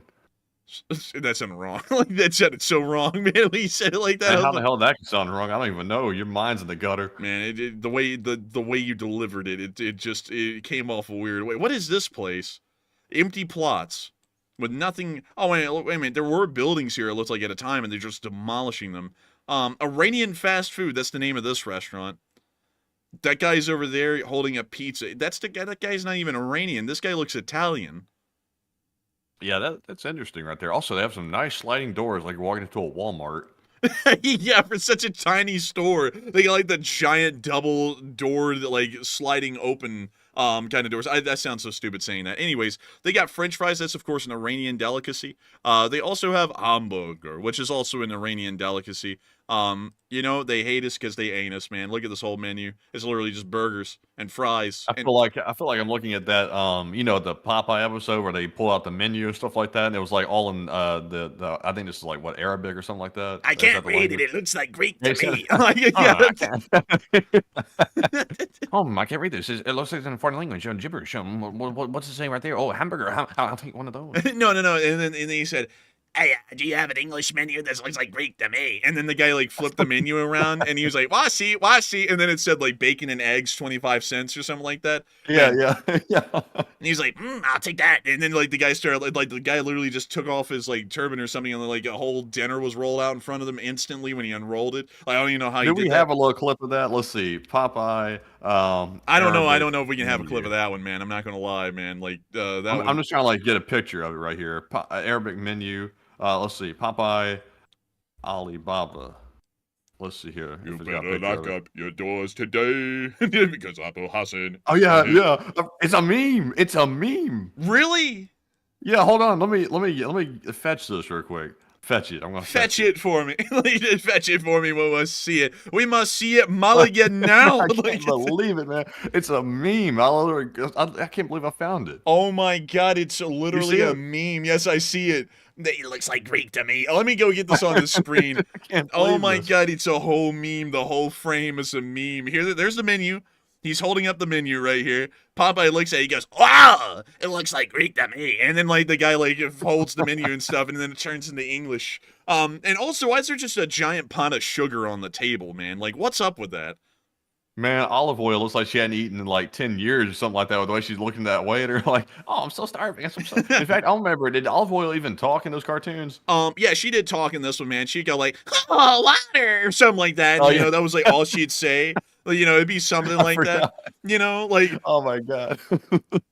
and then Popeye would mumble like a crackhead when he actually wasn't saying a line. You know, he'd be like, you know, you're like, oh, we got to find this guy. He must be some kind of a witch, some kind of a sandwich, you know, maybe something like that. And then Also, why is there a big bowl of sugar right in the middle of the table? that's what I said. That's what I said, dude. I was Oh, like, they have no condiments but sugar. Like, it's like, can I have ketchup and mustard? Only sugar. It's like, what the hell's up with just Well, the this hot sugar? dog man find this restaurant, he'll open that bowl and he'll snort the sugar straight out the bowl. No, man, Hot Dog Man ran this restaurant that would say Peruvian blow on the side of it. It wouldn't be sugar. And also, what's up with the busted windows out in the background, dude? There's like a window back there, but it's missing a couple of panes. Man, for real, like honestly, and then they got looks like an empty bird cage over there in the corner. Dude, and what's up with that guy's toe? Do you see how big his toe is? Like his big toe? That thing's the size of his Man. head. That's wild. Dude, and then the rest of his toes are just like disfigured. Like they don't even exist. It's just little nubs. Like I don't even know what's up with this, man. Like this whole thing is a trip right here. I'm not gonna lie. When you look at the old cartoons, you just wonder what the hell were they thinking when they drew some of this stuff up. Like also, why in the world is Popeye's mouth only on one side of his face? Like was he born with like a disfigure? Well, his arms are like tumors, so he was born with a disfigurement. And also his kneecaps look like something else. So he was born with some disfigurements, but nevertheless. Man, he's got that neck like craned out bad though. Like, oh goodness. Dude, Popeye ain't looking at the menu. He's looking at that giant toe down there. He's going, wow! That's something like that. All right, I get that checked out by a doctor. I gotta go to the optometrist. Oh man, and maybe we're gonna get that checked out. We have a Blue Cross Blue Shield, man, a little health insurance. Man, he's about to sit there and say something like, he's got a big toe. He might have a toe issue. It might a big toe first. Something like that is going to be something Oh like man, I might have to go to Moscow and see Bashar al-Assad. Oh, I might have to get this checked out quick. Let the eye doctor see that. Oh. man.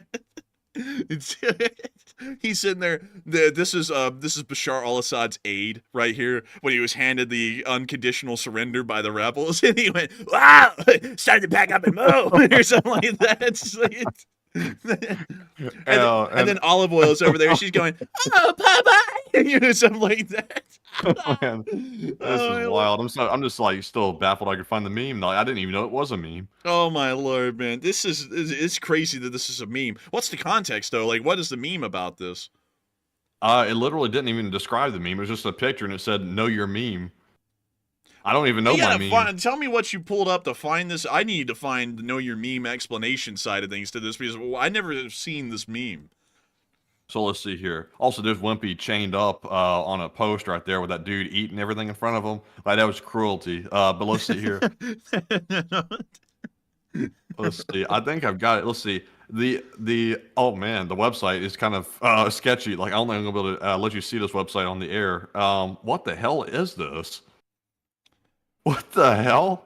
Like, I can't even describe what this website is, but it appears to be a little bit not totally acceptable for today's standards. I don't know what the hell this is. Like, this is wild. I've never seen anything like this on the internet in my life. Please explain what this is. I have to know. Honestly, like, I'm just going to say it. This website seems a little bit racist. I'm not going to lie. I'm not sure what I can't even say the name. Okay, yeah, it's definitely racist. Let's see here. Hold up. Wait a minute. You stay right there where you're at. I'm going to come in there and take a look at this. So give me just a second, and I'll be in there with you. Okay, so the enforcers are going to come in here and take a look real quick. But this website is something here that is very, very interesting. That you typically would not show on a YouTube live stream or anything like that. And the actual descriptions here are actually quite interesting as well. You see this? Oh my God! Yeah, it's a little bit intriguing. Also, you just blew out my left speaker for some reason. I Oh. can't hear anything, but yeah, this website is really, really sketched out. So we're going to actually just leave it at that one picture there of the meme. I don't really want to know my meme anymore now that I've seen this website. Like I'm going to skip on knowing this meme. But oh my God. Okay, that was legitimately crazy, y'all. We can't not show that on air at all. But that was a website that y'all will only see like back in the live leak days. That was a wild website right there. Yeah, this website's really actually kind of sketchy. Now that I look at it, I'm kind of like regretting I even got on it. Well, with that, we're on to the next one, I guess. All right, so moving on from that, we're moving on to this next one here, which goes to 2 hot dog guys, 1 cup of snow, who puts in the 5. It says AI overview, and also we cannot show that website, folks. Like YouTube might actually ban us for that. It was actually not good, but anyways, luckily we just showed the meme. Like that's safe. That's just from a cartoon. But the 2 hot dog guys says AI overview: a slice of pie in the Caribbean islands is around $7 to $8 USD per slice. Pirates of the Caribbean. Oh my God. Oh my God. LLC, I'll say Slava Ukraine. That was a pretty good one. That one actually got me to reflex say, "Oh my God, Pirates of the Caribbean." You're getting banned. Like, I'm just kidding. I'm just playing with you. But I do thank you so much for the support. That was a pun of the century right there. That's probably the best dad joke I've heard so far. I will give you credit for that one. That one actually got a knee jerk out of me. I went, "Oh!" But beyond that, thank you so much once again for the support. And I hope that does address that well. When I heard that joke, Matthew, I had a knee jerk where I went, "Wow!" But still, with that, thank you for the support. I hope that does address that well. And with that, we are on to the next one. And the next one goes to T-Gamer Bio, who puts in the 5 and says, in peace talks with Ukraine, will they get NATO membership and land back in the future while military aid won't stop to deter Putin? I have a feeling that they probably will get NATO membership. I have a feeling that we'll consider that to be an important imperative to get in peace talks. So yes, I do believe that they'll probably be in NATO in the future. And so with that, thank you once again for support. I hope that does address that well. And we are on to the next one. And this one goes to Glock, who's there once again, who puts in the 5 and says, play Zelensky's spenders backwards. It says Putin is Satan. Well, I thank you for the support. I don't know if we have the ability to do that on air, but I will look into it and we'll investigate that and try and publish the findings of our investigation. But I do thank you so much for the support, and I hope that does address that well. And with that, we are on to the next one. And our next one goes to George Tencher, who puts in a 5 and says, I love it when we go down these sorts of rabbit holes in the chat, and Popeye is the greatest. And I got to say, thank you so much for the support. Popeye is an American hero. Quite literally, he built a battleship with his bare hands. Like, do you know that, Matthew? Yes, I did know that. Popeye himself. Dude, I gotta find that meme where it's like what they expect you to do for like $7 an hour, and it's just him building a battleship or something like that. Let me see. Popeye builds a battleship. 1 second, y'all. Hang on. Let's see here. Oh yeah, so here we go. Hang on. Okay, hold up, y'all. I got to show y'all the hero of the United States of America. So this is the role model citizen of the Republic right here, folks. All right, check this out. All right, he's under some rubble. I don't know what the hell the context was behind that part, but he gets out. He does this weird spasm. And then his muscle, his weirdly deformed arm, turns into a battleship. So he runs up. He immediately builds the hull and the superstructure of the ship instantly. He shoves it off the dry dock at warp speed, light speed, into the water. He then builds another one and pushes it out. And another one. I mean, this is quite literally insane. You know, honestly, here's a meme for you. That so you see Brutus like staring at the ships as they're flying by like that. Yeah. That's how Russia's looking whenever they see Ukraine coming with those drone boats. They're staring at them flying by just like Brutus was staring at them. Like, go back and play that segment. 1 second. Watch. Brutus is about to see the Ukrainian drone boats flying by. Let's see. Here he is. Right there. Let me get this thing Oh full my screen. God, it looks like the Ukrainians are coming in hard today. Dude, he's like, oh my God. Like, he's like, don't you think this is like kind of a little overkill, man? Like, I just kind of beat your ass. You're like literally building entire ships in like 5 seconds, man. What the hell? He's like, what the hell is this? And also, I'm not gonna lie though, the Russians are probably on the hunt on Amazon right now for that loaded spinach, like trying to like fix their naval fleet up or something like that. They're looking for that spinach. dude, you know the Chinese watched this and they were like, we need to modernize our navy like this. And then that's why they're pumping out ships that quickly now. They're like, bro, we need to be like Popeye. But Popeye was an American legend, no joke. Let me go see if I can show y'all another video of Popeye being just an American legend. Let's see. Oh yeah, this was a good one. This was a pretty good meme, right? The caption literally just says, "Can we all agree Popeye is the only person who's truly built different?" And it's just him knitting a chain. Like, he's literally just knitting a steel chain. That's hardcore. That is hardcore, dude. And then he just goes down there and punches the steel beam into an anchor. I mean, he's like the guy. He is that guy. I like it when the cartoons made no sense at all. Like, that was the best. Dude, that was legitimately the best cartoons ever. They didn't try and work with physics or anything. Like, look at this. This is, like, insane. Like, he just lifts this thing up and then just starts crushing it to spray the battleship's paint on. Like, and it doesn't even, like, have just one paint. It's two. It's, like, the actual red lining of the hull, the anti-oxidizing coating, and the actual battleship gray paint. I mean, he just painted the whole thing in one go. Makes no sense. But it was legitimately, truly built different. He was just that guy. Like, he was the American I don't guy. think the kids would understand if he cracked open a can of oxidizer. That'd probably be over their head. That's such a man. Next thing you know, man, he gets that computer duster. Wow! Wow, this isn't air. They said it was air, but it's not air.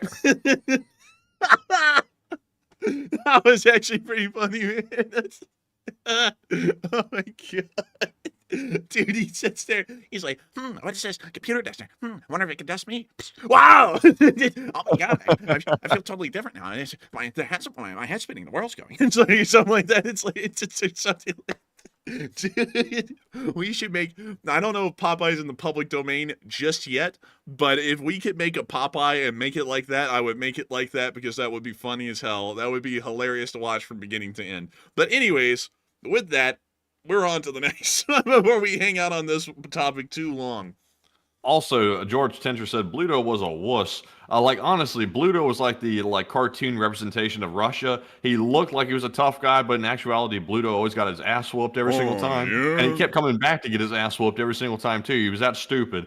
Just like Putin and Russia, pretty much at this point. But anyways, we are now moving on to our next super chat, which goes to, and also, is it Bluto or Pluto? What was his name? It Bluto depends. or Brutus? It depends. In some parts, he was Brutus, and others, he was Bluto. Because I remember... Who the hell was named Bluto ever in the history of the world? Never heard anybody named Bluto. Dude, and how in the hell was Popeye always in the fight of losing his woman with a man named Bluto? Like, who the hell would be like, yes, I have a crush on Bluto? Like, who? I'm just saying, I'd have probably dumped olive oil a while back if she was like fawning over someone named Bluto. I'd probably just say, I'm just gonna have to not work out. Hold up. Let me go get this really quickly. Okay, Popeye was in a competition with a guy who looked like this.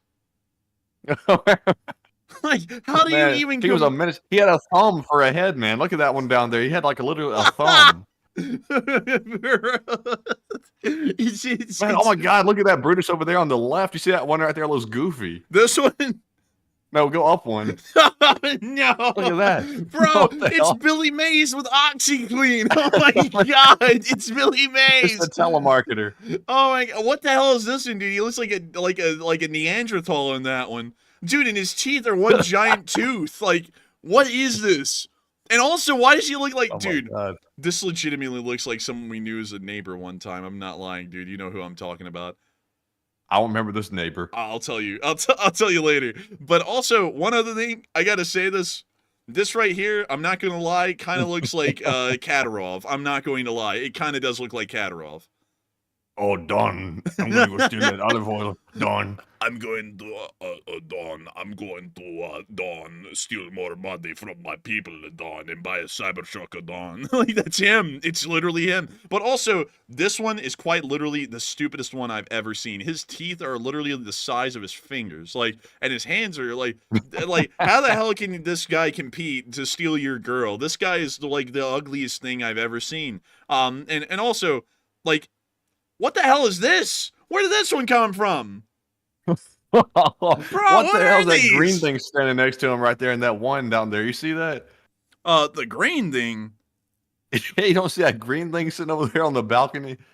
Hold up. It's on the Oh my right. God! What is that? What is that thing, dude? I think that is Let's see. I'd have to think. I can't. Oh think my it. God! Wait a minute. Hold on. Freaking Wimpy was freaking trying to Bro, feed Wimpy Bluto was to the pimping sharks. him out. What the? Well, I don't remember this episode. Oh, it's Popeye down there in the water. And also, what is Bluto drunk? Why does Popeye look like he has the fear of God in him? It's like Wimpy is like the omnipotent being of this like universe. Also, dude, this is literally like that Fishing for thing men. where they're like, what if we make them like ultra hard like gangsters or something with like that looks terrible. That's bad. Yeah, that's pretty bad right there. I don't know who the hell was doing him dirty like this. He already looked ugly as is, and then they turned him into like a buffoon. Like at some point, I would assume in the '60s because it looks like cartoon style from the '60s. What? That's just Billy Mays. It really, honestly, why did he look friendly there? Like for once. I don't know. Why do they both look friendly?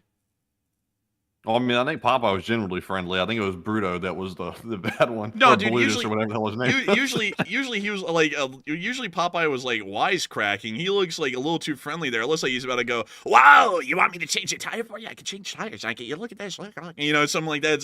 He doesn't look like he's going to be saying, looks like Greek to me, you know, or something like that. He doesn't look like he's going to do that. Also, they're in a fight as firefighters. That looks modern, actually. Like, that looks pretty modern.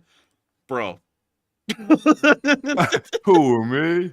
Oh man, man, that was the look that Osama bin Laden gave when SEAL Team 6 busted in the door and said, "There he is," and he said, "Oh man," like it's. Oh my God, dude, you can make endless. Oh my God! Somebody dressed up as Brutus for a Halloween costume. Oh no, I don't see. Oh no, yeah, that's rough. Oh my God, like, but. Also, Man, we better move on. We're rabbit holing like crazy on we, this. we better move on. But also, Matthew, what the hell is this look? I don't even know. I don't even He know. lost all of his teeth in this one. Bro, he's gumming. Like he's just out there gumming life every day. But anyways, Someone said meth out. I don't know. Oh man. But anyways, with that, we are on to the next one. And the next one here goes to 10K, who puts in a $20 donation. Thank you very much, 10K, for that support. They said, so you were saying that Popeye had to compete with an American from the future? Oh my God. Oh no! Oh no! 10K's right too. Oh no.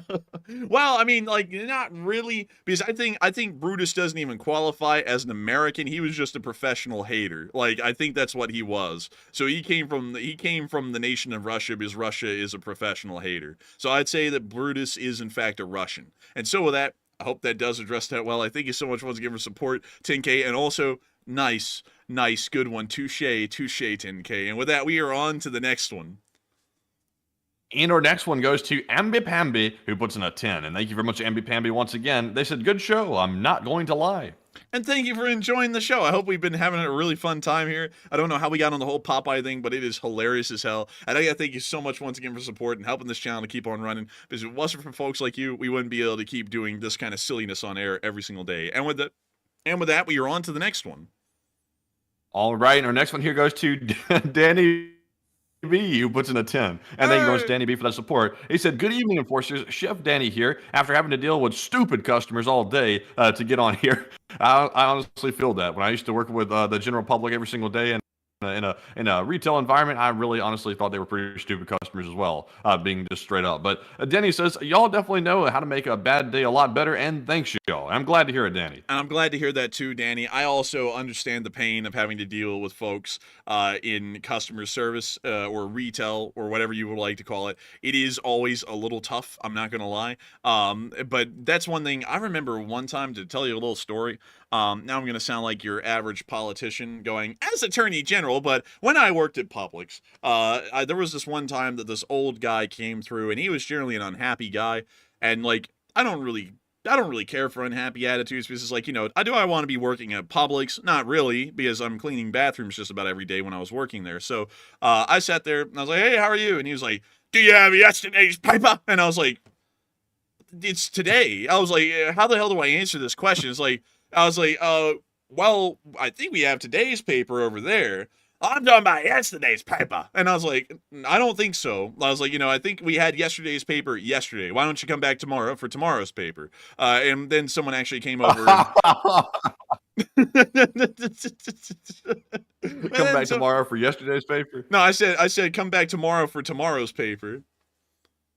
Oh, I thought you were clowning on him or something. I thought you meant, like, come back tomorrow for tomorrow or yesterday's paper or something like that. Oh man, but anyway, someone actually came over and helped out the guy, and somehow they actually did have yesterday's paper. It was about to get thrown away, but then they gave it to him. And I was honestly, Matthew, the way you said it was even better. Come back tomorrow over yesterday's paper. That was actually better than what I said. But anyways, they came out and helped him, and they're like, if someone asks for yesterday's paper, you find them here. I was like, why the hell would people be asking for yesterday's paper? It's today. Why don't you read the news of what's happening today? What is he doing? Catching up on what he missed like yesterday? Like that was goofy to me. But still, It's like we can get you hooked up with yesterday and the yesterday before that and tomorrow's paper as well if you'd like to get what's called a computer. dude, when that guy said that, I should have gone, wow, how about a knuckle sandwich or something like that, you know, like say something like that. It's on the house or something, because that was a goofy question to ask, like someone who's working a normal job at practically minimum wage for around here. I was like, the hell do you mean yesterday's paper? Like, what am I, an expert on newspapers? It's like, you want yesterday's paper? Go to the damn publisher and go get one. What the hell do you think we are? Well, see, you only had to deal with like the occasional stuff like that. I was the supervisor, you see, so I had to deal with everything. When stuff got really out of hand, they were like, "Oh, hey Matt, it's your turn to take over." Oh, great. Just call me right over. It's gotten real ugly and heated now, so call me right in the middle of it and let me deal with it. And that was my fun part, was getting to take care of the really testy customers that were vividly angry with cussing and sailors and stuff like that, and try not to get cussing myself, trying to keep myself under wraps, which was a hell of a challenge. So yeah, at least you didn't have to do that. I suppose, I mean, I guess I didn't have to do that, but one thing I had to do was clean up those bathrooms. And I don't know what it was, but I got like put on janitorial duty when I was hired as a cashier. And then I was like, you know what? I think I'm good. And then that's when I just walked out one day. And that was something that was goofy. I cannot stand this, y'all, because I know all of y'all who work these kinds of jobs know this. Is that you'll have these stupid corporate companies tell you stuff like, we're a family here, when it's quite obviously a corporation that doesn't give a damn. And I'm like, you know, I'd rather just them be up front. Look, we need some working hands here. We pay you, you work, that's it. Like, don't expect anything more or less. I feel like that's less insulting than saying something like, we're a family here. Because the day I quit, they did something stupid. They scheduled me for 3 hours a day, 5 days a week. And driving there one way took an hour. So I was driving about as long as I was actually there working. And so, you know, the stupid manager, if you've ever worked at Publix, you know, they always have that stupid Mr. George this, Mr. George that, all this shit about caring about employees. So I go there and I'm like, hey, like, could y'all like schedule me on like less days but more hours on those days? Like, I'm not asking for that like right now. I'm asking for that like about like maybe a month in the future, because I can't keep doing this. I'm driving so much every day. I'm spending more in gas money than I'm making working here. And then the manager said, well, that sounds like a you problem. And it sounds like, it was something like, sounds like a you problem. I forgot what he actually said. Let me think. It was something like, well, yeah, I think it was something like, well, that sounds like you're going to have to figure something out about that or something like that. I said, oh, okay. And then I just went and clocked out and just walked out. I said, hey, I quit, by the way. I figured it out. And then I just left. And then it was like, well, you figure out having an employee. I was like, that might be a better one for you to figure out. But anyways, with that, we are on to the next one. And our next one here goes to Howard Mendelson, who puts in a very generous $50 donation. And thank you very much, Howard, for that very generous support. And we appreciate it. Howard says, Popeye's the greatest cartoon ever. It had unmatched animation, and they play patriotic music while he kicked Bluto's ass. And I agree, Howard Mendelson. I really love the Popeye cartoons, especially the OG ones, because they were always really interesting and really funny, and also very patriotic. But the ones later on down the line, they really lost it, like when Popeye had kids. Like it just wasn't the same. Like, every Popeye after that wasn't good, but the original ones were OG. I think they were just the greatest. And so with that, thank you so much once again for support, Howard Mendelson. I hope that does address that incredibly well. And with that, we are on to the next one. And let's see, Danny B said, since I'm the chef, if there's a problem, I have to come all the way out the kitchen to deal with it, and a pain in the ass for reasons like that. See, now, Danny, you're getting the experience I got when I was a supervisor. Like, the same thing. Like, when there's a problem, they call out the person in charge, and that person has to deal with the lunatics or the crazy people that want to go berserk at the people working in the place. So, yeah, so I feel you on that one. I do feel sorry for you because I know what you're going through. But once again, thank you for that support. And moving on here to our next one. This one goes to Skeeter, K7TRD. Lee, who puts in a 5 and says, look up Rocky Fiegel. Rocky Fiegel. How do you spell the Fiegel part? Fiegel. Oh my god! It's the real Popeye! Oh my god! Whoa. Wow. Wait, is that the actor? This wasn't the actor, this was a real guy. Whoa. Man. Poor guy. Wait a minute, I don't know what to say. Okay, this is creepy as hell. Okay. Dude, that's not even a real face. That's like a mask or something like that. That says culture.poland. I'm gonna take you to the back alley. It's like, whoa, what's The that? Polish roots of Popeye, like I didn't even know. But let's see here. There he is again. Okay, maybe not in good health, but That guy kind of looks like our cousin a little bit that fought in the war. what the hell are you talking about? You know, I can't say his name. I don't want to dox yourself or something like that, but you know who I'm talking about. He passed away recently. I do not know who you're talking about. Well, At least I know. I remember. Too far. You'll never be forgotten, at least with me. A real patriot there. What the? That looks like AI. This is a 3D rendering here, but that is a rough one because this guy doesn't look like he go, wow. He looks like he goes, whoa, hey there, mister, or something like that. It's like he doesn't even have like the same aura about him. But anyways, moving on from that, we are on to the next one. And thank you for the support, by the way. Yes, indeed. Thank you very much. I don't know what I was about to say there. I was about to go on a rampage, I think, on the tirade about the meme. But anyways, going on to our next one here. This one goes to I Hate Mondays, who puts in a 4. And thank you very much, good sir, for that support. They said, what is an IRBM? My dog just stole my hot dog. Oh, I hate to hear that. And, man, stole my hot dog. But beyond that, an IRBM is an intermediate range ballistic missile. There are 3 different kinds of missiles. Short range ballistic missiles, called SRBMs, intermediate range ballistic missiles called IRBMs, and then intercontinental ballistic missiles, which are ICBMs. Intermediate range ballistic missiles are the one right down the middle in between short range and long range. Just right. The Goldilocks zone. So I hope that answers your question well, and I thank you once again for the support, and we are on to the next one.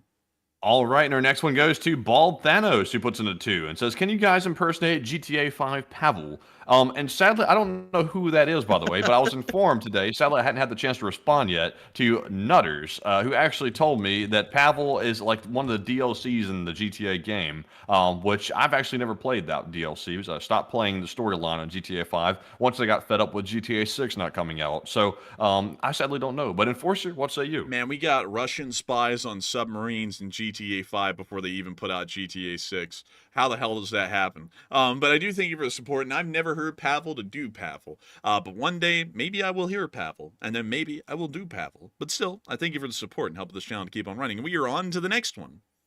And up next, we have a 2 from Keandre Graham. And thank you very much, Keandre, for that support. He said, would you collab with this other YouTuber on their podcast? And you know what? I'm going to let Enforcer answer this one because I'm not going to weigh in on this one. Enforcer, what say you? Let's see. I mean, like, you know, maybe if we were invited, maybe. We don't really go out of our way to bring guests on or collab with others, because generally, because of our early experiences on YouTube of doing that, I don't know how we did it, but we literally collabed with everyone who didn't like us, and they only came on the channel to come on the channel, and then they would trash us like right after they were off our show, or well later on, and so that generally left like a bad taste in our mouths with like actually directly interacting with other people on air. I'm totally fine with talking to other YouTubers off air through emails or calls on Discord and stuff like that, but I'm just not really a big fan of doing that because we got burned every single time we did that back at the start, and so generally that left a bad taste in my mouth for anyone, being entirely honest. But I hope that does address that somewhat well, at least in my opinion, because you know that's generally my take. Not to say that that channel is bad or anything, or we have an issue with that channel. It's just that we just generally don't really do guests or collabs with really anyone. But still, thank you for the support, and I hope that does address that somewhat well. And we are on to the next one. One goes to Wyatt Logan, who puts in a 2 and says, I'm being cheap tonight, just like Chris's mom. Oh, and I thank you for the support. Any support is good support. And I got to thank you massively for helping this channel to keep on running, Wyatt Logan. And that was a pretty good burn, even still. And so with that, we are on to the next one. And our next one goes to Andrew Honeycutt, who puts in a 2 and says, I hope that Wong is okay and LSA all the way. And I hope that Wong is okay. He hasn't actually been here for a couple of days, so we'll never know if he's okay or not. But hopefully he is. And I got to thank you once again for support and helping this channel to keep on running. And we are on to the next one. And this one goes to Praptor once again, who puts in a 2 and says, what is one goal that you hope to accomplish in 2025? And one goal I plan on accomplishing in 2025 is surviving, Praptor. I generally don't do the goal thing. Like, you know, like where do I see myself in 5 years? I don't know. Like, you know, that sounds like poor planning, but generally I have like a broad framework of what I want to do over my life and like what my finalized goal would look like. And I really just try and figure out how to keep getting there as I go. Because like Eisenhower said, having a plan is good, but the plan falls apart literally when you execute it. So it's better to just kind of go, this is like the broadest framework possible, and then just figure it out as you go. So I can't really tell you what I'm planning on doing. Go ahead. I can tell you one goal. The one goal that I personally have is by the end of 2025, I hope, and this is the goal, to have this channel to 1 million subscribers. That's a hell of a goal. I'm not sure if we'll reach it, but that is the goal. 1 million subscribers on this channel. It's going to take a hell of a lot more work than we even put in this year to get there, but I think we're ready to ramp up the work. But wow, we only got 180,000 subs this year, Matthew. You're really putting a lot of pressure out there, Matthew. You gotta dream big. You know what, Matthew? If you shoot for the stars, at least you still make it to the moon, right? Like, I guess that's true. But with that, I hope that does address that somewhat well, and I guess that's a good goal. Maybe make it to 1 million subs by the end of next year. That would be crazy if we did. But anyways, we are on to the next one. And also, Robert Miranda said, "What? You don't have a plan now?" No, there's never like a plan per se for like getting to a certain sub like point or something like that. It's just literally like do the work, do it well, and do it every single day consistently. And whatever it turns out to be, that's going to be it. Because you don't get to control the subs, sadly. So we do get feedback. Like obviously, if certain videos get more subs than others, that tells us that video is probably more well produced or well done than others, and it lets us change our strategy a little bit for how we're making videos and making streams as well. So that feedback does help, but we don't necessarily have a plan per se when it comes to like building up subs. It's just hope for the best and do the work the best we can. So with that, yep. Yeah, and also there's no way for us to really plan. It's not like we can go, well, the Iranians are going to nuke Israel in the summer, so we are really going to put out a nice big banger of a video. Then, like, we can't really, because we never even know what's happening in the news from a month from now. So it's really hard to plan because we just kind of have to go with the ebb and flow. Like, we didn't know that this year we were going to have our highest subscriber day in channel history and get 14,000 subscribers in a single day because of a live stream we ran that got 1 million views. We didn't know that when we started this year, and so it just kind of happened, and it was a miracle, and I was very lucky, but that was about it. So Roger Green said, make a documentary. The China-Taiwan video was finally scrapped. I just never brought that up on air. We had a video editor do the work to actually have it done, so there's actually an almost completed video in the background that was fully video edited and stuff. It's just that at the end of the day, I wasn't really happy with the final video edit, so it got tossed out and the project was just scrapped. It took a lot of work to get to that point, but I didn't want to put out something that I knew was not really going to be received exceptionally well, and so I was like, we'll just scrap that and, you know, forget about it and try and make something else in the future. But anyways, I hope that does address that well. Matthew, I understand that we're probably in our live chats at this point. So yes, we're in our live chats now, and to grab our Morse code decoders of the stream here, we have Cliff Simonson, Mark Hodges, Earl Bernew, Kevin J, Paul Schultz, David Millsap, Royal Fluffiness, and Arabelle Garbo. And they said, Morse for tonight says, Russia's going to keep escalating until the West has no choice. Long live the LSA, and just go home. Late. Great job. And that's the sound of money, and y'all got a great Morse code deciphering tonight. That was absolutely incredible, and I gotta say, wow, I've done that so many times tonight now, but I do have to congratulate y'all for that. That is absolutely incredible, absolutely massive, and I gotta congratulate y'all for getting that correct. And so with that, due to time constraints, we are actually able to address probably 5 or 6 live chats, but not as many as we would hope. But Matthew, take it away. So our first one here is going to go to Doomsday Games, who says, does the U.S. possess the ability to shoot down IRBMs and ICBMs over Ukraine with the Aegis Ashore system? We have the ability to shoot down, at this point, IRBMs, but we do not have the ability to shoot down ICBMs. Most likely because those would never be fired at Ukraine, those would be fired at the United States, and I'm not really sure if the Aegis Ashore would be able to intercept a large amount of them, because most of those would be fired from east of the Ural Mountains, and so by the time that they're entering their mid-course phase, they would be passing over the range of the Aegis Ashores in Poland and elsewhere. So I know that the IRBMs are doable, but I'm not really sure if the ICBMs would be doable. And if it is, the U.S. government would not tell us that because they'd like to keep that a close-kept secret. But I hope that does address that the best I can. And with that, we are on to the next one. And this one goes to Nathan T, who says, do you think Russia's next escalation could be a Moab instead of the nuke option? I would doubt it. Usually the mother of all bombs and the father of all bombs, the Moab being ours and the FOAB being theirs, have to be dropped out of the back of a cargo aircraft, so you pretty much need uncontested air supremacy to be able to drop a weapon like that, and considering that they will never have a situation like that in Ukraine, I'm highly doubting that they'll ever be able to drop a FOAB on the Ukrainians, just for the fact that the aircraft carrying it would get shot down before they could ever drop it on the Ukrainians. And so I hope that addresses that the best I can, and with that, we are on to the next one.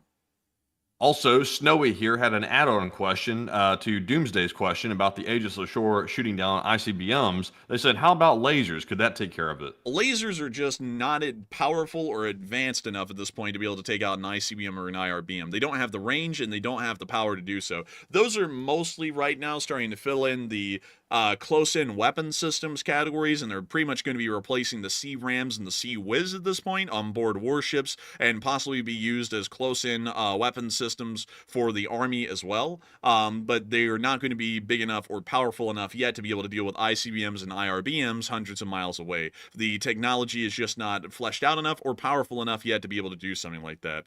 So I hope that addresses that well, and we are on to the third to last question of the night.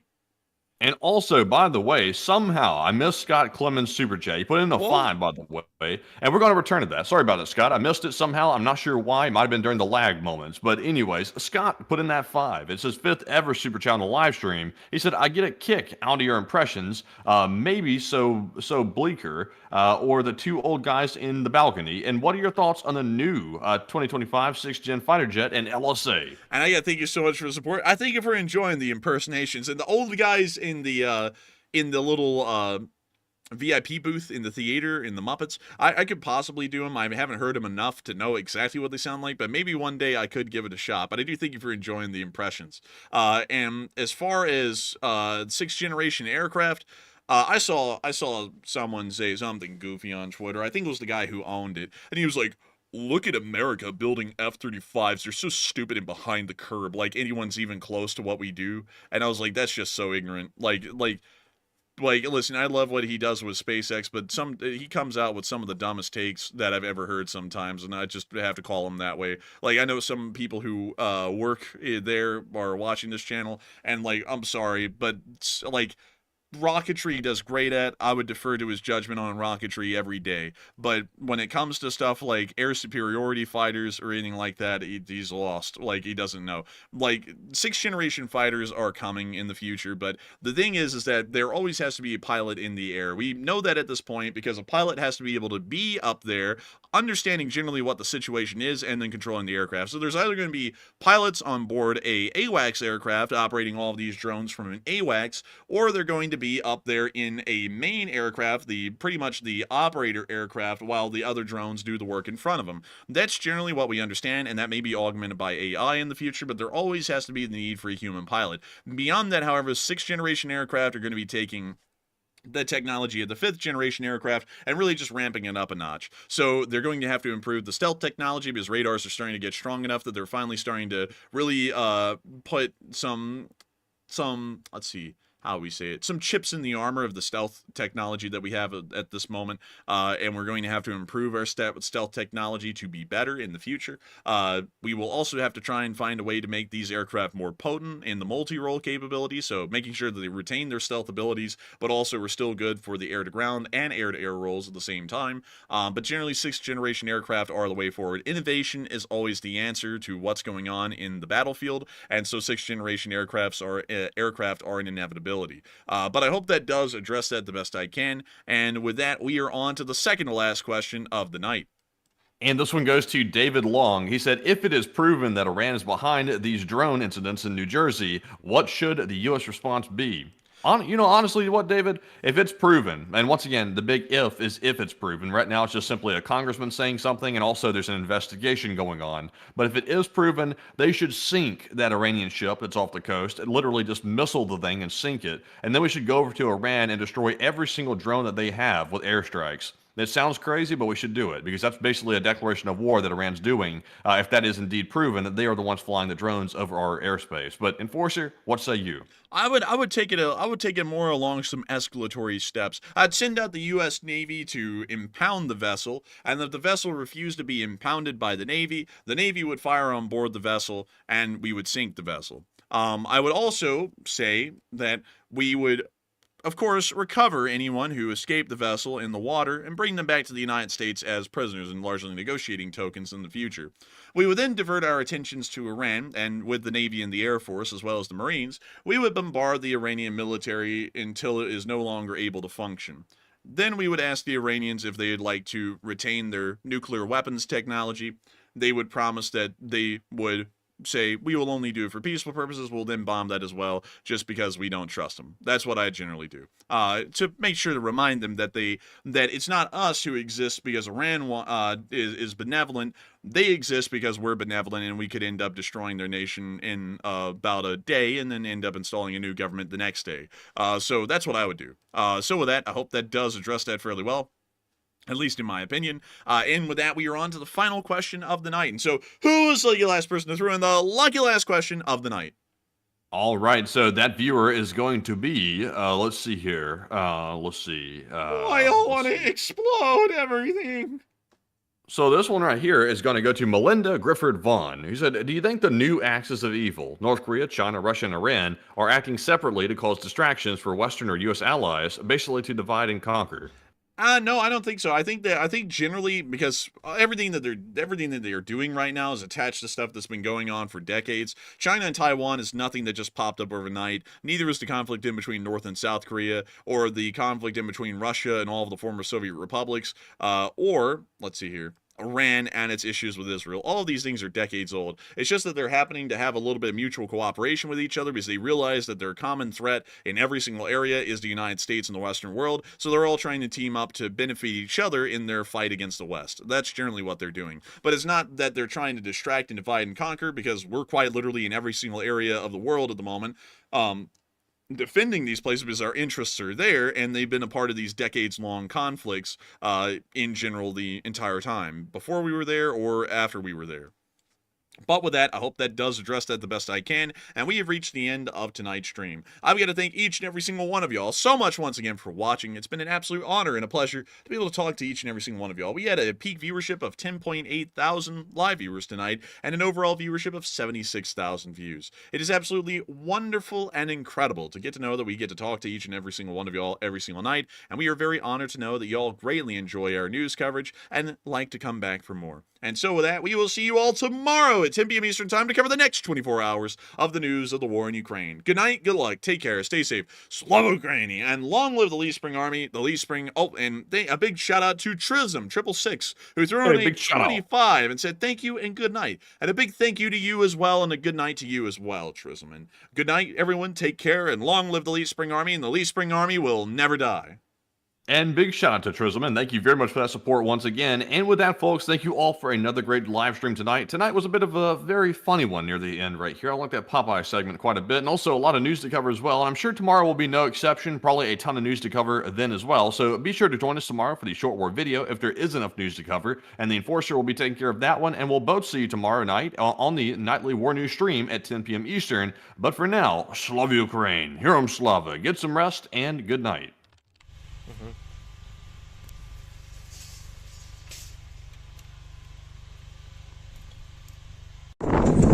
Yes. The Lee Spring Army sends its regards.